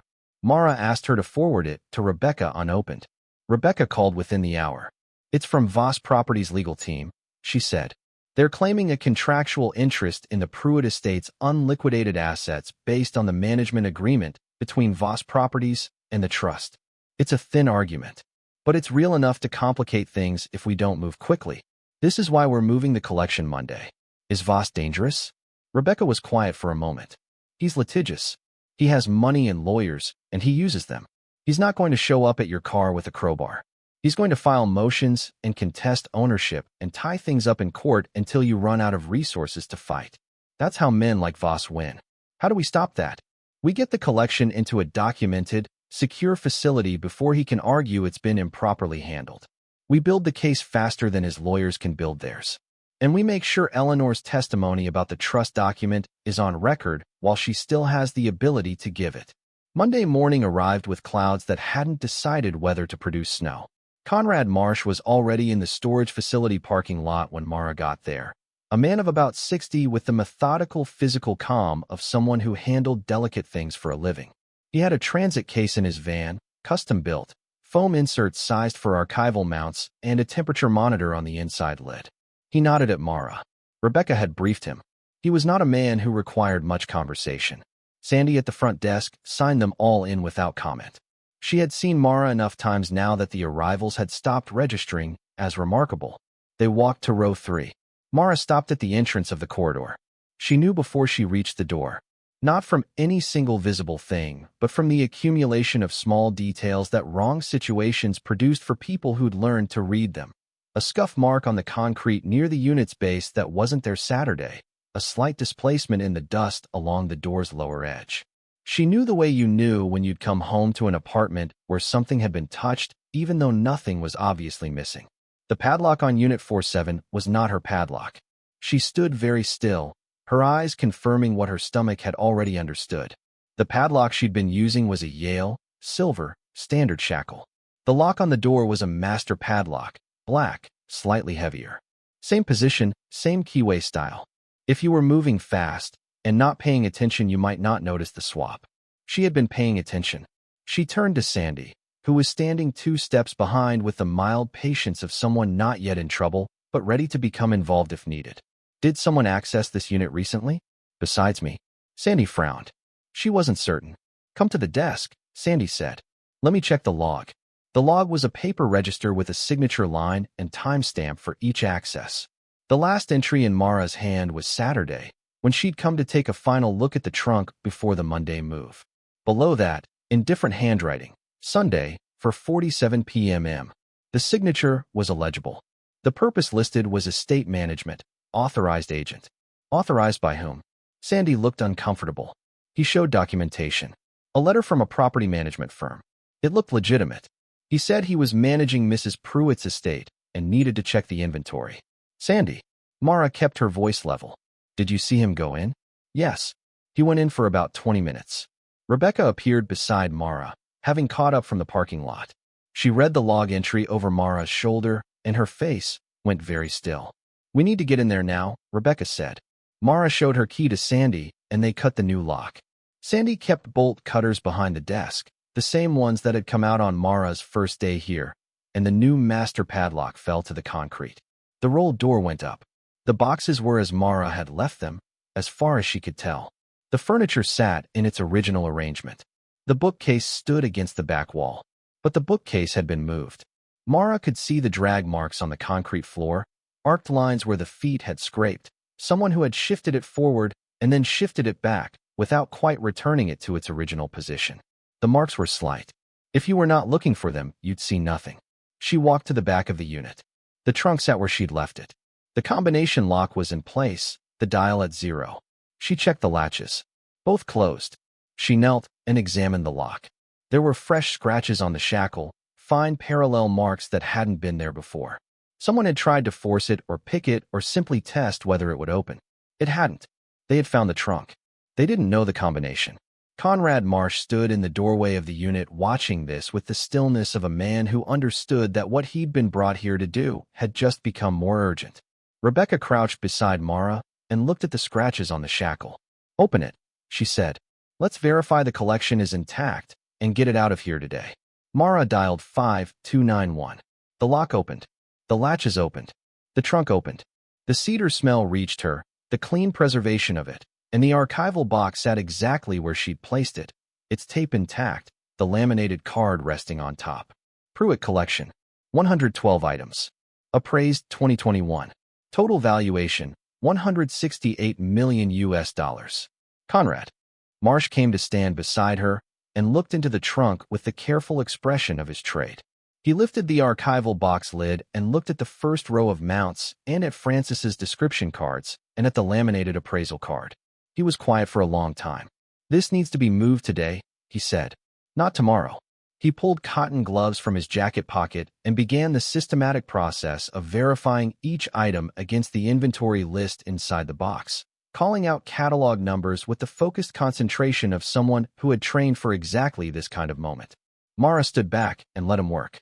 Rebecca was already on her phone, stepping out of the unit's entrance, her voice low and precise, the particular tone of a lawyer who had identified the moment at which waiting cost more than acting. Mara stood in the storage unit in the cold February air and looked at Eleanor's armchair with the lighthouse pillow and Francis's books on the shelf and the ceramic mug with the dried pins, and she thought about a man standing in this exact space the previous afternoon, looking at the trunk and understanding that whatever was inside it was exactly what he'd been sent to find. She thought about how close it had been. She took out her phone and called Bev. I need you to pick up Cass from school today and keep her at your place tonight. What's happening? Someone was at the storage unit. They found the trunk, but they couldn't open it. Bev absorbed this. Her voice came back without panic, which was one of the things Mara loved about her sister. Are you safe? Right now, yes. Then tell me what you need. Just Cass. Keep her at yours until I say otherwise. Okay. Bev paused. Mara. Yeah, you're going to get through this. Mara looked at Conrad Marsh working through the inventory with his cotton gloves and his catalog numbers, at Rebecca on the phone outside the unit, at Eleanor's lighthouse pillow on the gray armchair. I know, she said. Conrad Marsh completed the inventory in 40 minutes. 112 items. All present. All intact. He loaded the transit case with the methodical care of his profession, each mount nested in its foam cutout, the case sealed and locked with a key he kept on a chain around his neck. He carried the case to his van with both hands and set it on the padded floor and locked the van doors. "I'll have a preliminary verification report by Wednesday," he said to Rebecca. "Full authentication and independent appraisal within 3 weeks." Rebecca thanked him, and he drove away, and they stood in the parking lot in the February cold and watched the van turn onto South Parker Road and head east. The Pruett collection had been in a Cedar trunk in a rented storage unit for 7 months. It had survived Derek's search, Voss's agent, a swapped padlock, and a failed attempt at the combination. It was in a climate-controlled case in a specialist's van now, heading toward documentation and verification and the slow machinery of law. Mara still had $3 in her jacket pocket. She had a daughter she needed to collect from her sister's house, a hospice shift starting at 6, and an ex-husband who now knew she had a lawyer and had moved the collection. She had a filing with the AG's office that would reach Derek's lawyer by Wednesday. She had Voss's lawyers already in motion on the other side. And somewhere in Hamburg, a man named David Krantz who had been waiting since 2015 to learn if what Frances Pruett had promised him was real. She had not forgotten that part. She had been building toward it carefully, the same way Eleanor had built toward this moment. There was the legal part of this, the fraud case and the investigation and Rebecca's filings. And then there was the other part, the part Eleanor had considered equally important when she packed the trunk and decided what mattered most with the time she had left. She had found the email address the previous week on a university archive page, a retired professor of European history at the University of Hamburg. She had written an email and saved it as a draft and not yet sent it, because sending it felt like the kind of thing you did when you were sure, and she had been still arriving at sure. Standing in the parking lot of Mountain View self-storage with her hands cold and the van gone around the corner, she thought she might be there. She thought about Cass at Bev's house, eating whatever Bev had made for dinner, doing homework at the kitchen table with the cats supervised nearby. She thought about Cass saying, "You're good at figuring things out, Mom. I've been watching." She thought about what it would mean for Cass to watch her mother do the right things in the right order for reasons that had nothing to do with what she would get out of it. She thought about Eleanor's hands in her lap, the deliberate steadiness of them. Then she got in the Subaru and drove toward Bev's house and the hospice shift and everything that came next. She drove toward all of it with the specific kind of readiness that was not confidence so much as the absence of the thing that had made her hesitate before. She had opened the door. She had read the letter. She had moved the collection to safety. She had not yet sent the email to Hamburg. She would do it tonight. After the hospice shift, in the Subaru with the battery lantern and Cass asleep beside her, she would tell David Krantz that his grandfather's stamps were real and accounted for and in the hands of someone who intended to give them back. She had drafted the email 4 times already. Each draft was different. The first was too long, the kind of long that came from needing to explain yourself to someone who hadn't asked for an explanation. The second was too short, which felt like a disservice to something Frances Pruett had been trying to say for 30 years. The third tried to be both and became neither. The fourth was the right length, but the wrong tone, too formal for something this human. The draft she'd saved and kept returning to began, "My name is Mara Beckett. I didn't know Frances Pruett, but I know what he promised you. I have the collection. It's safe.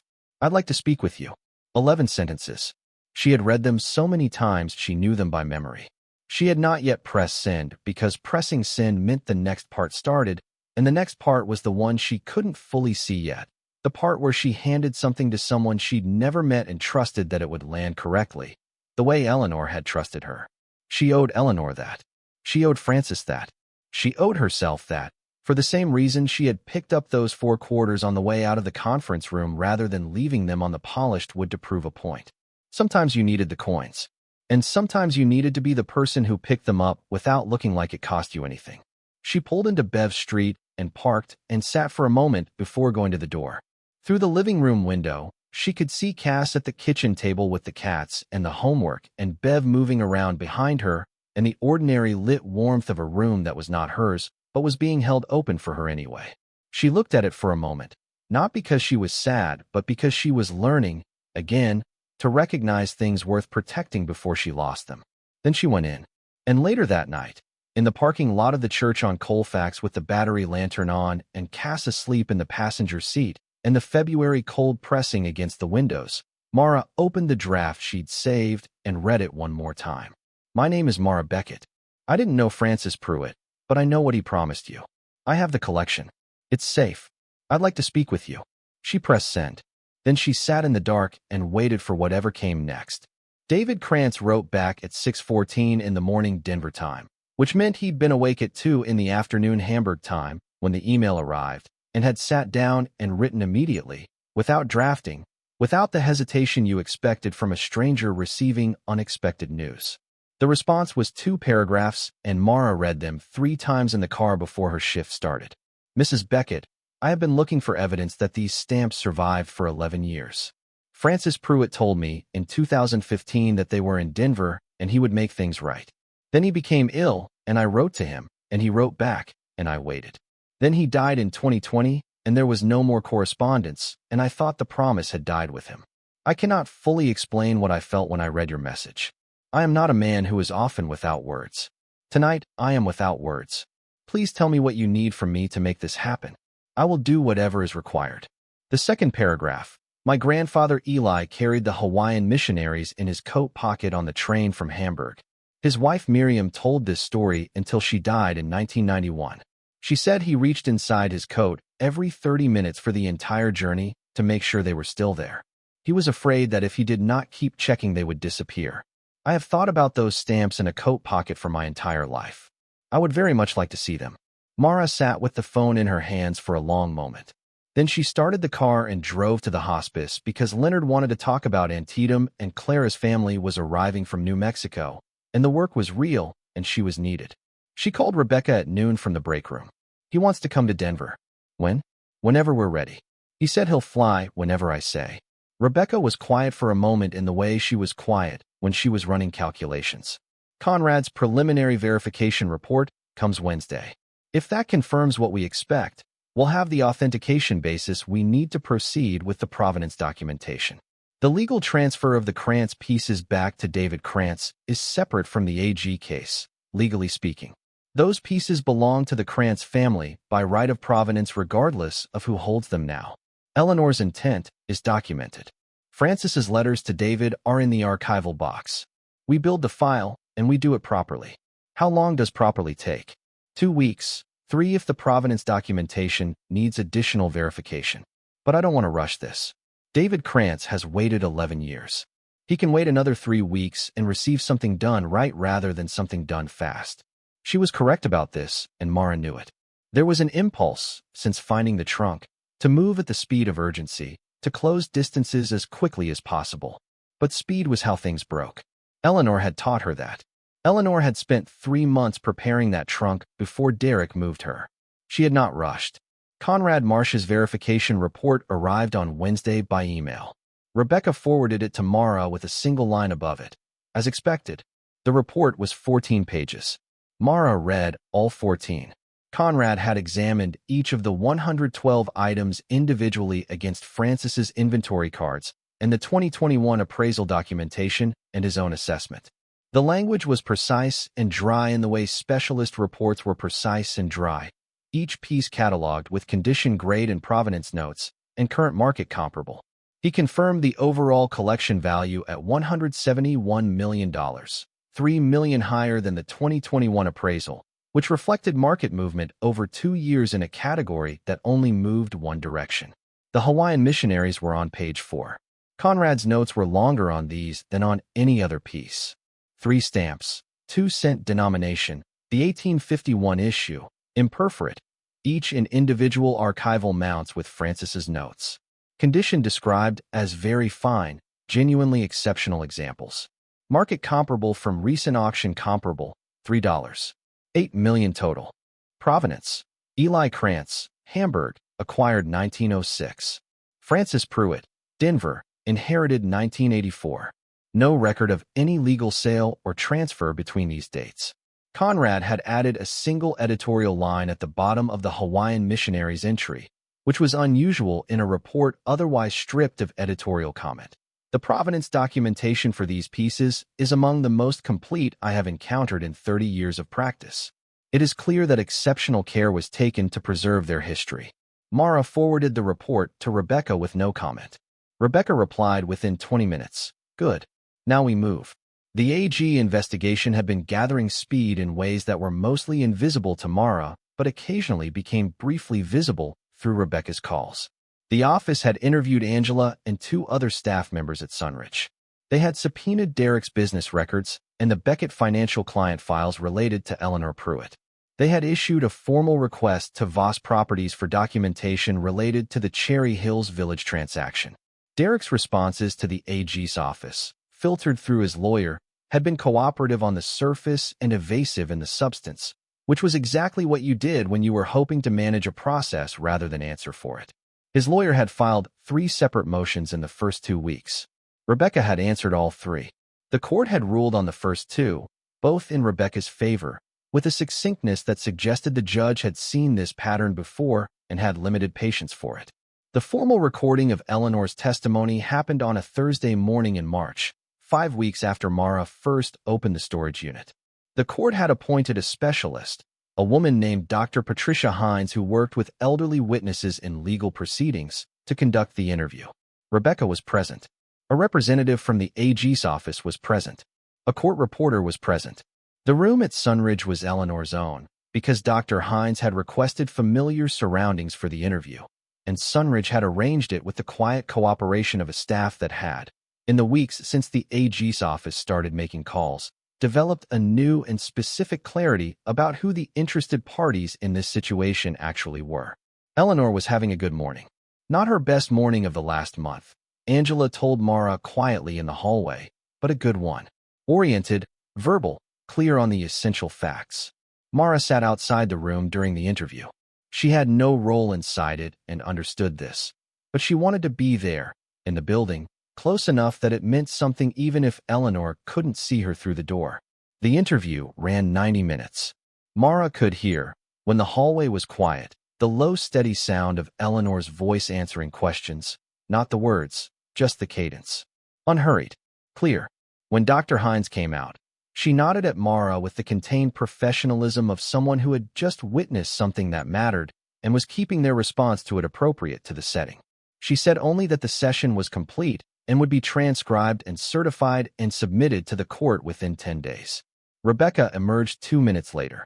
She looked at Mara with an expression Mara had come to recognize, the specific satisfaction of a lawyer who had done something right and was allowing herself exactly 1 second to acknowledge it before moving to the next thing. "It's good," Rebecca said. She was clear, specific, consistent. Her account of the co-trustee document, the house sale, the collection, the pencil note in the margin. She remembered all of it. On a good morning. Yes, which is why we needed to do this now. She squeezed Mara's arm once, briefly. "You got us here in time." Mara went in to see Eleanor after the official session ended. Angela had stayed in the room with her after Dr. Hines left, and Eleanor was sitting in her chair looking tired in the way that came from having spent everything you had on something worth spending it on. The clearness in her eyes had softened slightly at the edges, but was still there underneath. "It's on record," Mara told her. Eleanor looked at her. Her hands were in her lap. "Good," she said. Francis would have been glad. They sat together for a while. Mara told her about Conrad Marsh's verification report, about David Krantz's email, about David wanting to come to Denver. Eleanor listened with her eyes mostly closed, not asleep, just resting behind the listening. "He's been waiting a long time," Eleanor said eventually. "He has. He said he thought the promise died with Francis. It didn't." "No." Eleanor was quiet again for a moment. Then, "Tell me what the Hawaiian missionaries look like. I've seen them so many times, but I want to hear you tell me." Mara thought about what Conrad's report had said and what she had actually seen when she lifted the archival box lid in the storage unit. 3 small stamps. Imperforate squares, the color of pale blue that shifted toward gray depending on the light. A portrait of a figure in the center, the printing slightly uneven in the way early issue stamps were uneven because the technology was still finding itself. They looked, honestly, like 3 small pieces of very old paper. They looked like they could be anything. "They look like something a 14-year-old boy saved for 2 years to buy," Mara said. Eleanor almost smiled. "Yes," she said. "That's exactly what they look like." Voss Properties filed a motion to freeze the collection in Conrad Marsh's custody in the 3rd week of March. Rebecca received it with the brisk lack of surprise of someone who had been expecting it and had been ready since before it arrived. She filed the response within 48 hours. Conrad Marsh's authentication report, Eleanor's certified testimony, the complete provenance documentation for the Krantz pieces, and a motion to dismiss the freeze on the grounds that Voss Properties had no demonstrated claim to assets whose legal provenance was fully documented and whose proper disposition had been clearly established by the collection's rightful owner. The court ruled in 11 days. Voss's motion was dismissed. The ruling noted that the contractual management agreement Voss Properties cited as the basis for their claim did not extend to assets not included in that agreement, and that the stamp collection had never been part of any estate instrument properly executed by Eleanor Pruett. Rebecca called Mara with the ruling at 5 in the afternoon. Her voice was level, as it was always level, but something underneath it was less compressed than usual. "Voss is done," she said. "He filed the motion to create leverage, to make the process expensive and uncertain enough that you'd settle for something less than you should get. The dismissal eliminates that leverage. His lawyers will send 2 or 3 more letters over the next few weeks, because that's what they do when they've lost and don't want to admit it. After that, silence. What about Derek?" Rebecca paused. Derek was a different and longer story. The AG's investigation had produced a referral to the Denver District Attorney's Office by the end of March. Rebecca was not part of that process directly, but she had contacts who kept her informed in general terms, and the terms she relayed to Mara were general enough to be accurate without being premature.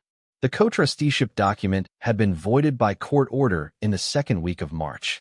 A new trustee, appointed by the court, had taken over Eleanor's estate. The new trustee's first act was to freeze the remaining estate assets and begin a forensic accounting review. What does that mean in plain language?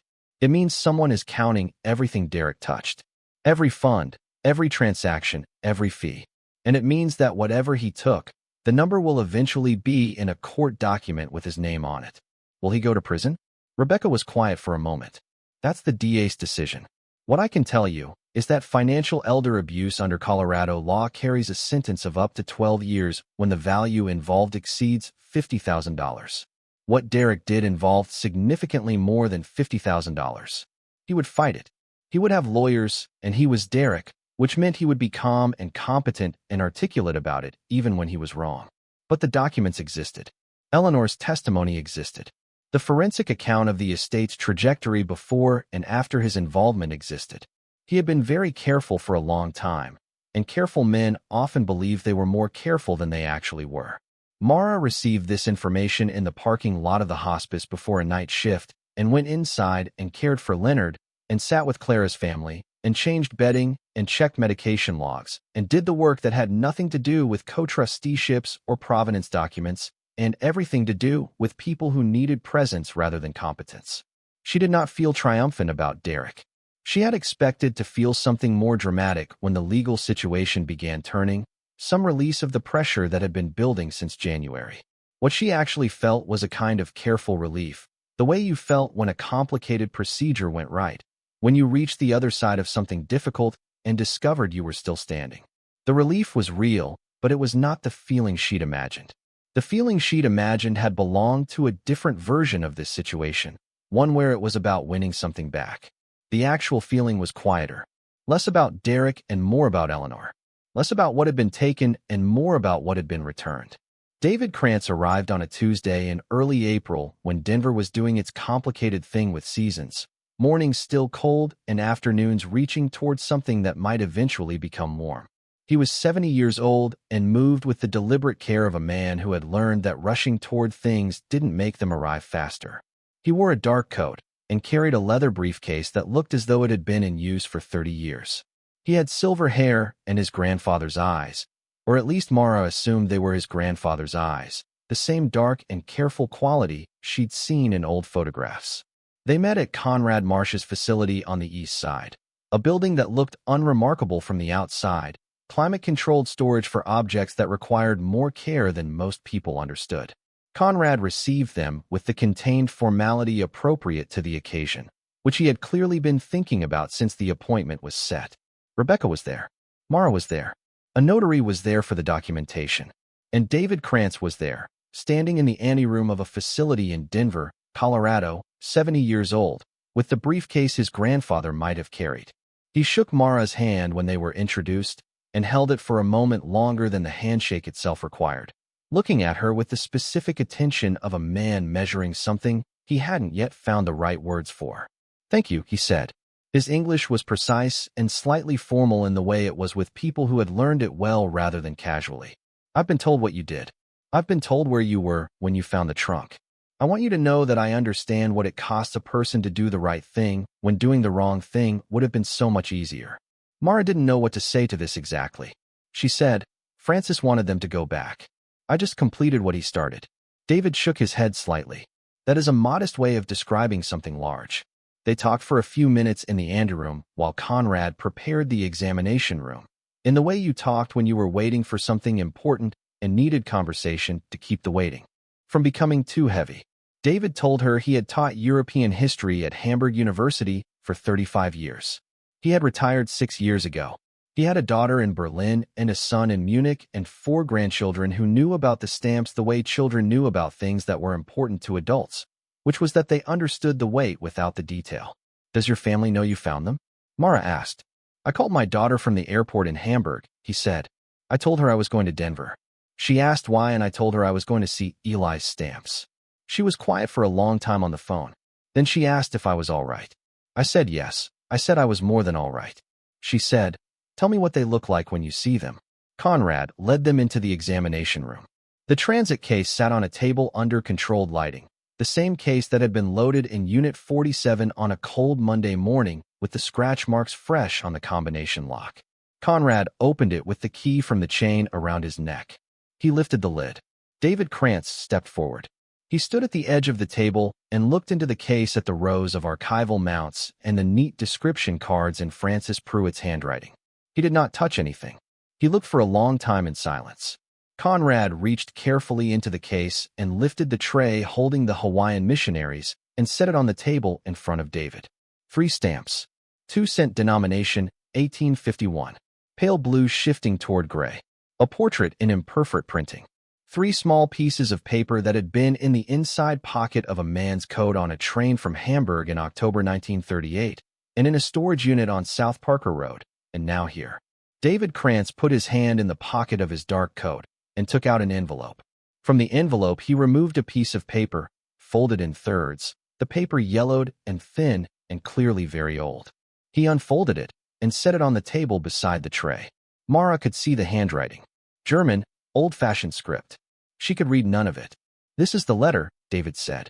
"From my grandfather Eli to his grandfather. Written in 1906 when he was 14. He read the German slowly, translating as he went. "Ich habe sie gefunden. Ich brauche zwei Jar. Aber ich habe sie gefunden. I found them. It took me 2 years. But I found them." He picked up the letter again and held it and looked down at the 3 stamps and was quiet.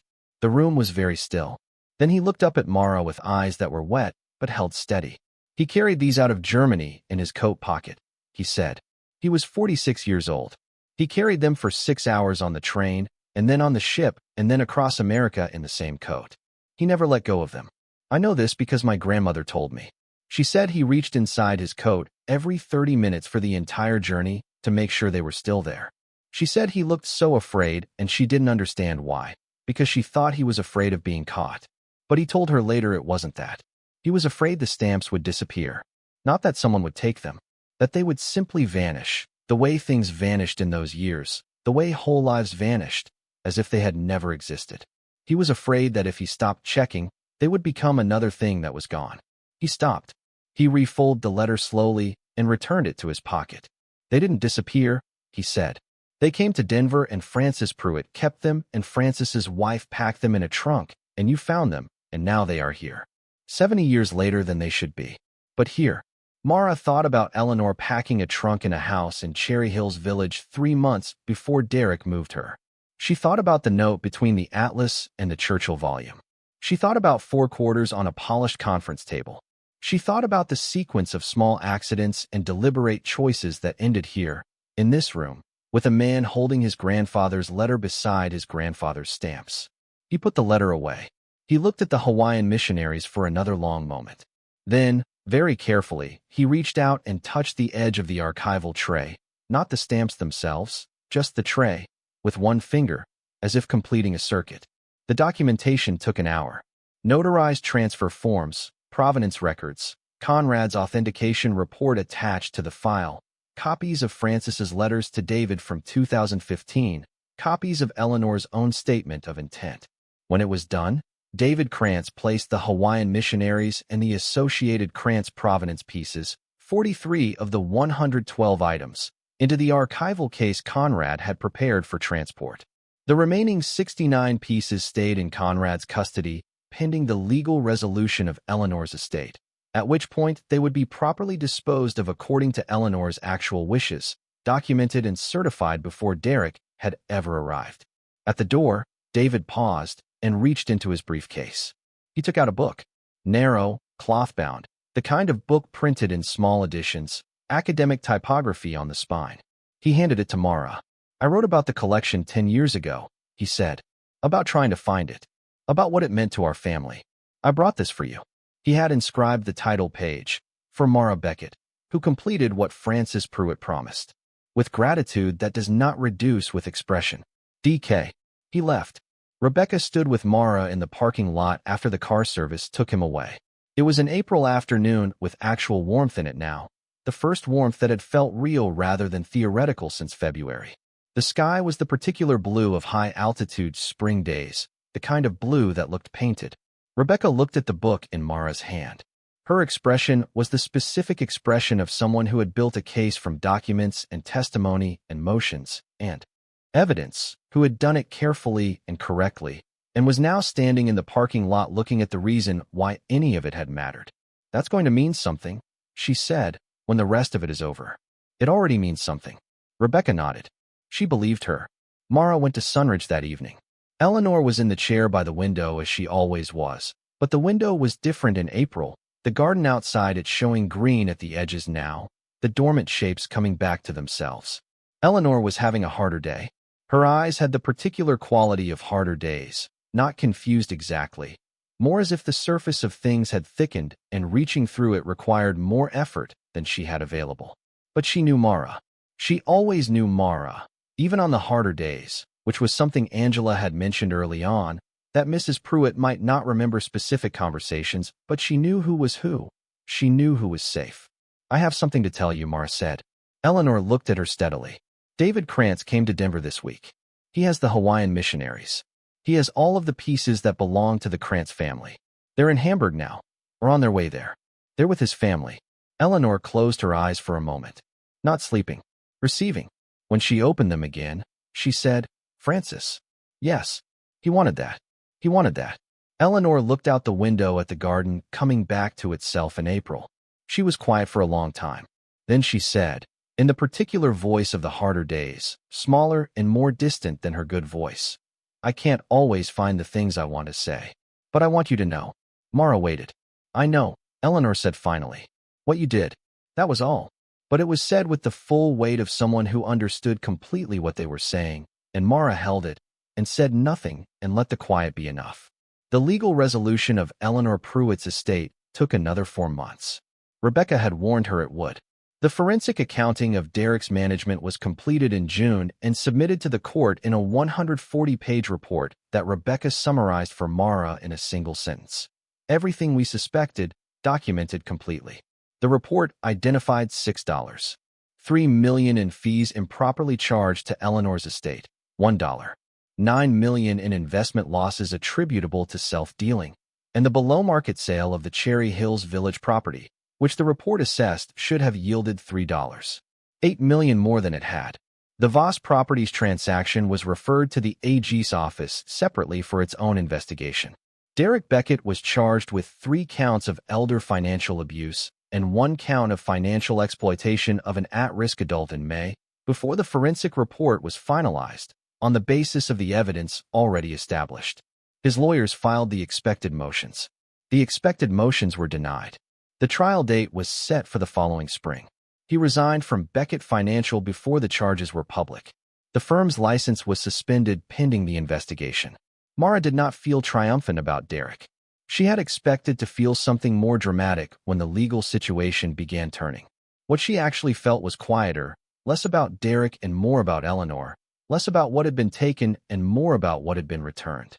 She thought about Derek standing in a courtroom in the spring, well-dressed, his lawyer beside him, using the same calm certainty that had reassured her for 14 years.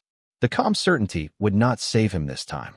It rarely saved anyone when the paper trail was 140 pages long and the testimony came from a woman who had written in pencil in the margin, "I don't think this is what he said it was."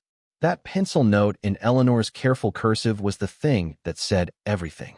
You could argue mismanagement over fraud, but you could not explain away a woman writing her doubt in the only space available, at the moment of signing, as record that she knew. Paul Voss reached a civil settlement with Eleanor's estate in July, the terms of which included a substantial payment to the estate and a formal acknowledgement of the below-market transaction. His name did not appear in criminal proceedings. This was the nature of arrangements where one person carried the documents and another person provided the money. Rebecca explained this to Mara with the specific resignation of a lawyer who had been here before and knew where the lines fell. "It isn't justice in the complete sense," Rebecca said. "Is it justice in the partial sense?" "In the partial sense, yes. The money goes back to Eleanor. The record is clear about what happened. And Derek is facing trial without the one person who might have helped fund his defense."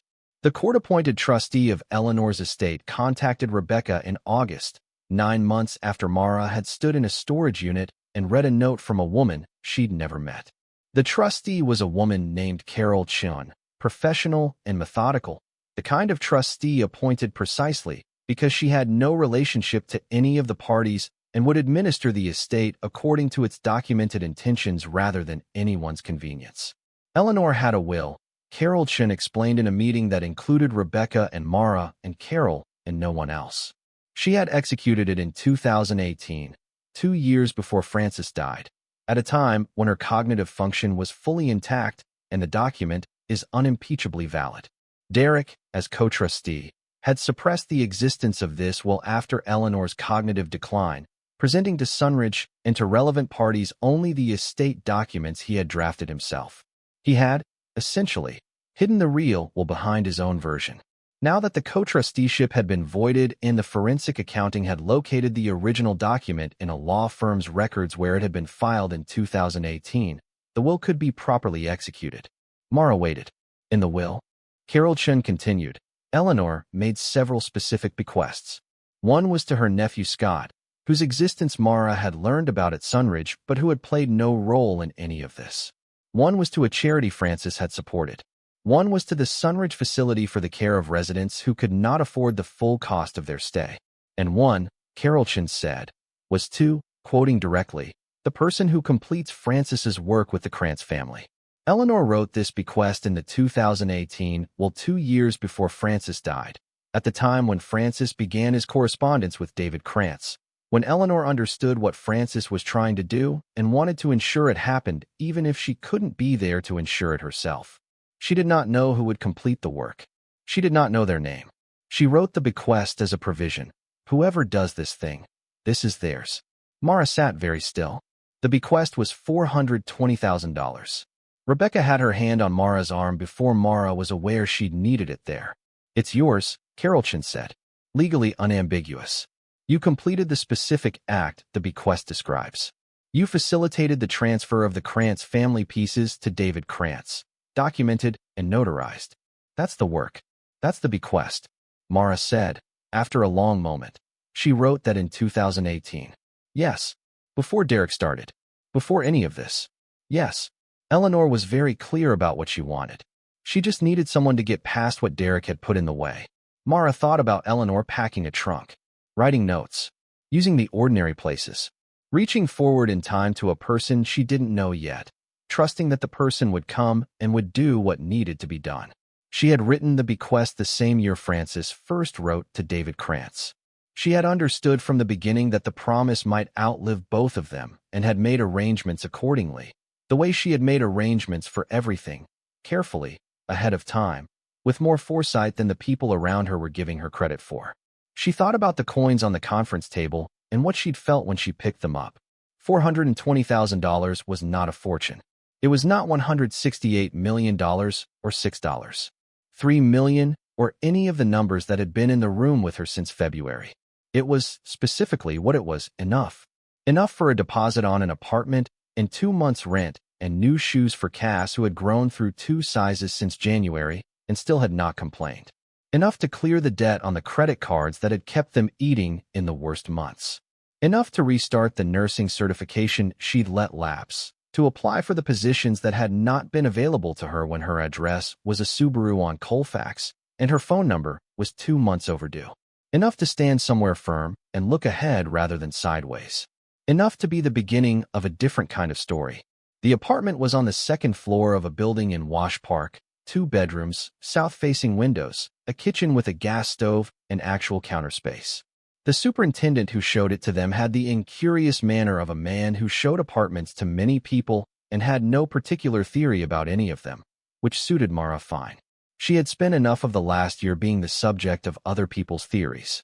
Cass walked through it slowly the first time they saw it, not running the way she had in Eleanor's storage unit, not the immediate joyful certainty she'd brought to the cast-iron skillet and the sleeping bag and anything else that was useful in the practical way.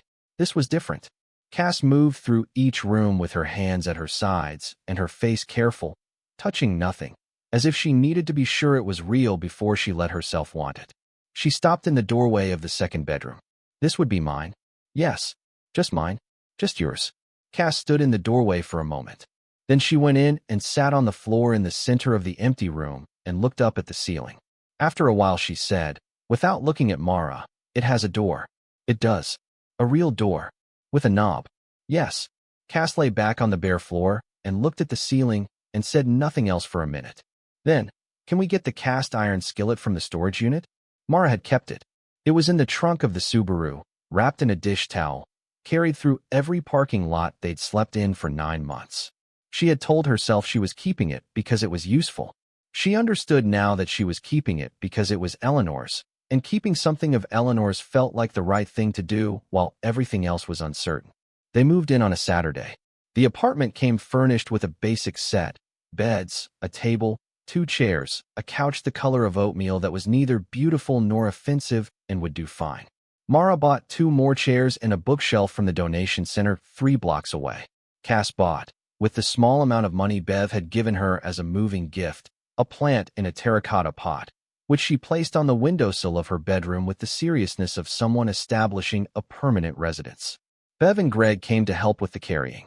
Greg worked in almost total silence and moved boxes with the efficiency of a man who expressed care through physical labor rather than conversation, which suited the afternoon well. Bev made 2 trips to the store for things Mara hadn't thought of yet: dish soap, a bath mat, hangers, things that belonged to having a home and that you only thought of when you'd been without one long enough to forget what they felt like. At one point, while Greg and Bev were bringing up the 2nd load from the car, Mara stood alone in the kitchen of the apartment for the first time and looked out the window at the Wash Park neighborhood in August, at the trees and the street and the ordinary life of it, and felt something she didn't immediately name, something that was not happiness exactly and not relief exactly and not gratitude exactly, but contained elements of all 3 in proportions she would have needed different words to describe. She stood there long enough for it to settle. Then Cass appeared in the doorway wearing her backpack, which she'd brought up herself first thing, because the backpack contained her books and her books went wherever she went, and Cass looked at her mother standing at the window and said, "Mom, we live here now." "Yes." "Good." That was all. Cass went to put the backpack in her room, and Mara turned back to the window and let the moment be what it was. The first night, Mara put the cast-iron skillet on the gas stove and made the chicken soup with lemon from Eleanor's recipe card. She had copied the recipe out of the box in the storage unit on one of her early visits and kept it folded in her jacket pocket for months, alongside the 4 quarters. The recipe assumed you had a kitchen, which she had not for most of the time she'd been carrying it. Now she had a kitchen. She had a gas stove and a cast-iron skillet and Eleanor's handwriting on an index card and a daughter in the next room who had been eating whatever Bev made or whatever came from a drive-thru for 9 months and deserved a real meal cooked by her mother in a real kitchen. It was not a complicated recipe. It was the kind that required attention rather than technique, the kind where the details mattered without being fussy, and she made it carefully and got it right the first time, which surprised her.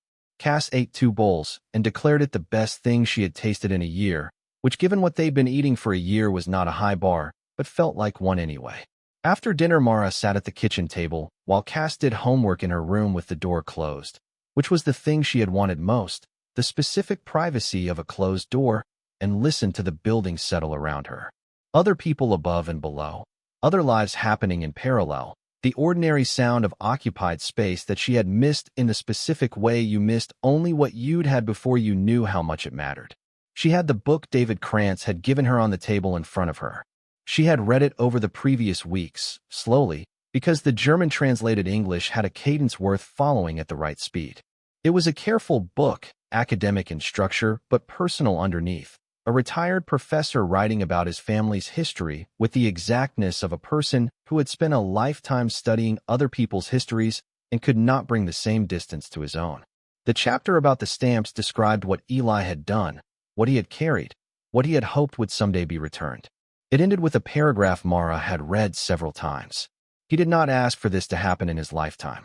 He was a practical man. He asked only that it happen.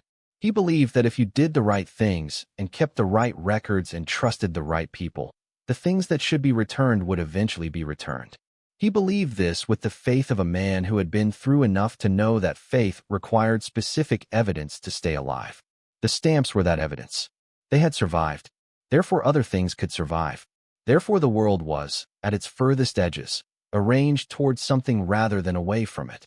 She closed the book and looked at the cast-iron skillet drying on the rack beside the sink. She thought about the title she had given this experience in her mind, in the dark days of it, the days when she had not yet been to the storage unit and was afraid of what she'd find, and the days after when the phone was ringing with people she didn't trust and the trunk had been tampered with, and she was sleeping in a Subaru with her daughter and had $3 in her pocket. She had thought, I wish I'd never used that key.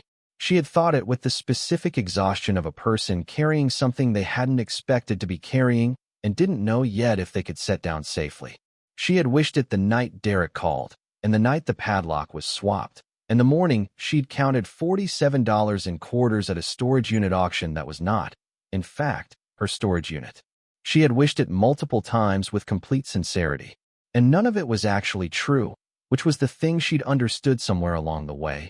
Gradually rather than suddenly, the way you understood most real things. She had not wished she'd never used the key. She had wished, specifically, that the key had opened something simple, that it had opened a room with her mother's china or nothing at all, which would have been a smaller loss and a smaller story, and she would have been fine, eventually, on her own terms. But the key had opened a room with Eleanor Pruett's entire life packed into cardboard boxes, and the right combination had opened a cedar trunk, and the stamps had been in David Krantz's briefcase on a flight back to Hamburg, and Frances Pruett's promise was kept. And Cass had a door. And the chicken soup with lemon was good. She was not the same person who had sat across from Derek's lawyer and watched the coins be pushed across the table. She had not become someone else. She had become, more specifically herself, the way things became themselves when the pressure that had been changing them was removed. She thought about all the moments in the last 9 months when she had wished she'd never used the key. The wish had been real each time. It had been the honest wish of a person who had found something they hadn't expected to carry and didn't know yet whether they could carry it safely. She had wished it when Derek called. She had wished it when the padlock was swapped. She had wished it in the parking lot of the hospice at 3 a.m. after a hard shift, when she was too tired to distinguish between the fear of what she was doing and the fear of not doing it. But there was a difference, she understood now, between wishing a thing were simpler and wishing it hadn't happened. She had wished, specifically, that the key had opened a room with nothing remarkable inside, that the note had not been there, that Eleanor Pruett had not needed the particular stranger who had arrived at Unit 47 through a sequence of choices and circumstances that began with a man pushing coins across a table to prove he had won. She had wished for a simpler version of the same circumstances. She had not wished, not once, not really, that she had never opened the door. Eleanor had known this about her, had counted on it, in fact, with the careful advance planning of a woman who had learned to think several moves ahead, and leave her positions documented. She had not picked Mara because she knew Mara. She had picked Mara because Derek had. Because the person Derek chose to have nothing was, by definition, the person with the least to lose and the clearest reason to act. It was both a more practical and a more hopeful theory than it sounded. She got up and washed the skillet because you did not put cast iron in the dishwasher, which was a lesson Eleanor's recipe box had taught her in the kitchen notes alongside the chicken soup card. She dried it and set it on the stove and turned off the kitchen light. In Cass's room, the lamp was still on under the door. The homework was probably done, but she was probably reading, which was what Cass did when the homework was done, reading whatever she wanted, which at this point in her life was historical fiction, books about people in other centuries making choices that mattered. She had been doing this before the storage unit, and she was doing it now, which meant the reading was hers and not something the last 9 months had given her or taken. This was important to know. There was something else on the kitchen counter that had not been there in the Subaru. The lighthouse pillow from Eleanor's armchair. Angela had given it to Mara on a visit 2 weeks after the apartment move, saying that Eleanor had asked her to pass it along, on one of the clear mornings when she could say what she meant. Eleanor didn't say why. Angela suspected she wanted it somewhere it would be used. Mara had put it on the kitchen windowsill because that was where Eleanor would have put it, where the light came through in the morning, where you could see it while you were doing ordinary things. Mara stood in the hallway for a moment between the kitchen and the bedroom, in the apartment on the 2nd floor in Wash Park, in the first real home they'd had since January, and listened to the quiet of a building full of other lives going on around her, and thought, this is what it was for. Not only for this. For Eleanor's estate restored, for David Krantz's grandfather's stamps home, for Derek standing in a courtroom in the spring with the documented account of what he had done. For all of that. But also for this. For a 10-year-old girl behind a door with a knob, reading by lamplight, in a room that was hers. She had opened the door because there was no other reasonable option. She had used the key because the alternative was not using it, and she had never, in any version of any story she told herself about herself, been the kind of person who left doors unopened when the cost of opening them was fear and the cost of leaving them closed was wondering for the rest of her life what was inside. Eleanor had known this about her. Eleanor had written the note for exactly this person. Mara went to bed in her own room for the first time in 9 months. The ceiling was white and ordinary and completely beautiful. Outside, Denver was doing what Denver did in April, cold enough at night to matter and warm enough by afternoon to promise, cycling between what it had been and what it was becoming. She was asleep before she finished the thought she'd started. In the morning, she would call Rebecca about the trial preparation. She would visit Eleanor, who was having more harder days than good ones now, but who still knew who Mara was. She would make an appointment at the hospital where she had once worked to ask about reinstatement to the nursing staff with the same credentials she'd always had, plus 9 months of understanding certain things more completely than she had before. She would do all of it. But first she slept. And 4 quarters sat on the kitchen counter in a bowl she'd bought at the donation center, waiting to be spent or saved or given away. $3 that had once been the entirety of what she owned and were now just coins, which was the only kind of transformation that actually mattered. Not dramatic, not sudden, just the gradual shifting of something that had once been the whole of a thing into a part of a much larger one. A lighthouse on a blue and white pillow caught the last of the August light through the kitchen window. Eleanor had been practical about it to the end. She left the pillow to someone who would put it where the light came through. Tomorrow the light would come back, as it always did in Denver in August, and find everything still here. The skillet on the stove, the quarters in the bowl, the door in the hallway, closed behind a 10-year-old girl reading by lamp in a room that was hers. The story that had started with $3 and a yellow plastic fob and a woman who drove to a storage unit on a Tuesday because she had run out of reasons to wait. Stories like this remind us that starting over is terrifying, but it is always possible. If you or someone you love is facing a total reset right now, whether from a divorce, a loss, or a financial disaster, you need a plan. Scan the QR code on your screen or click the link below to get the Phoenix Blueprint for just $17. It gives you the exact steps you need to take in the first 48 hours and a 90-day plan to get your independence back. Thank you for watching.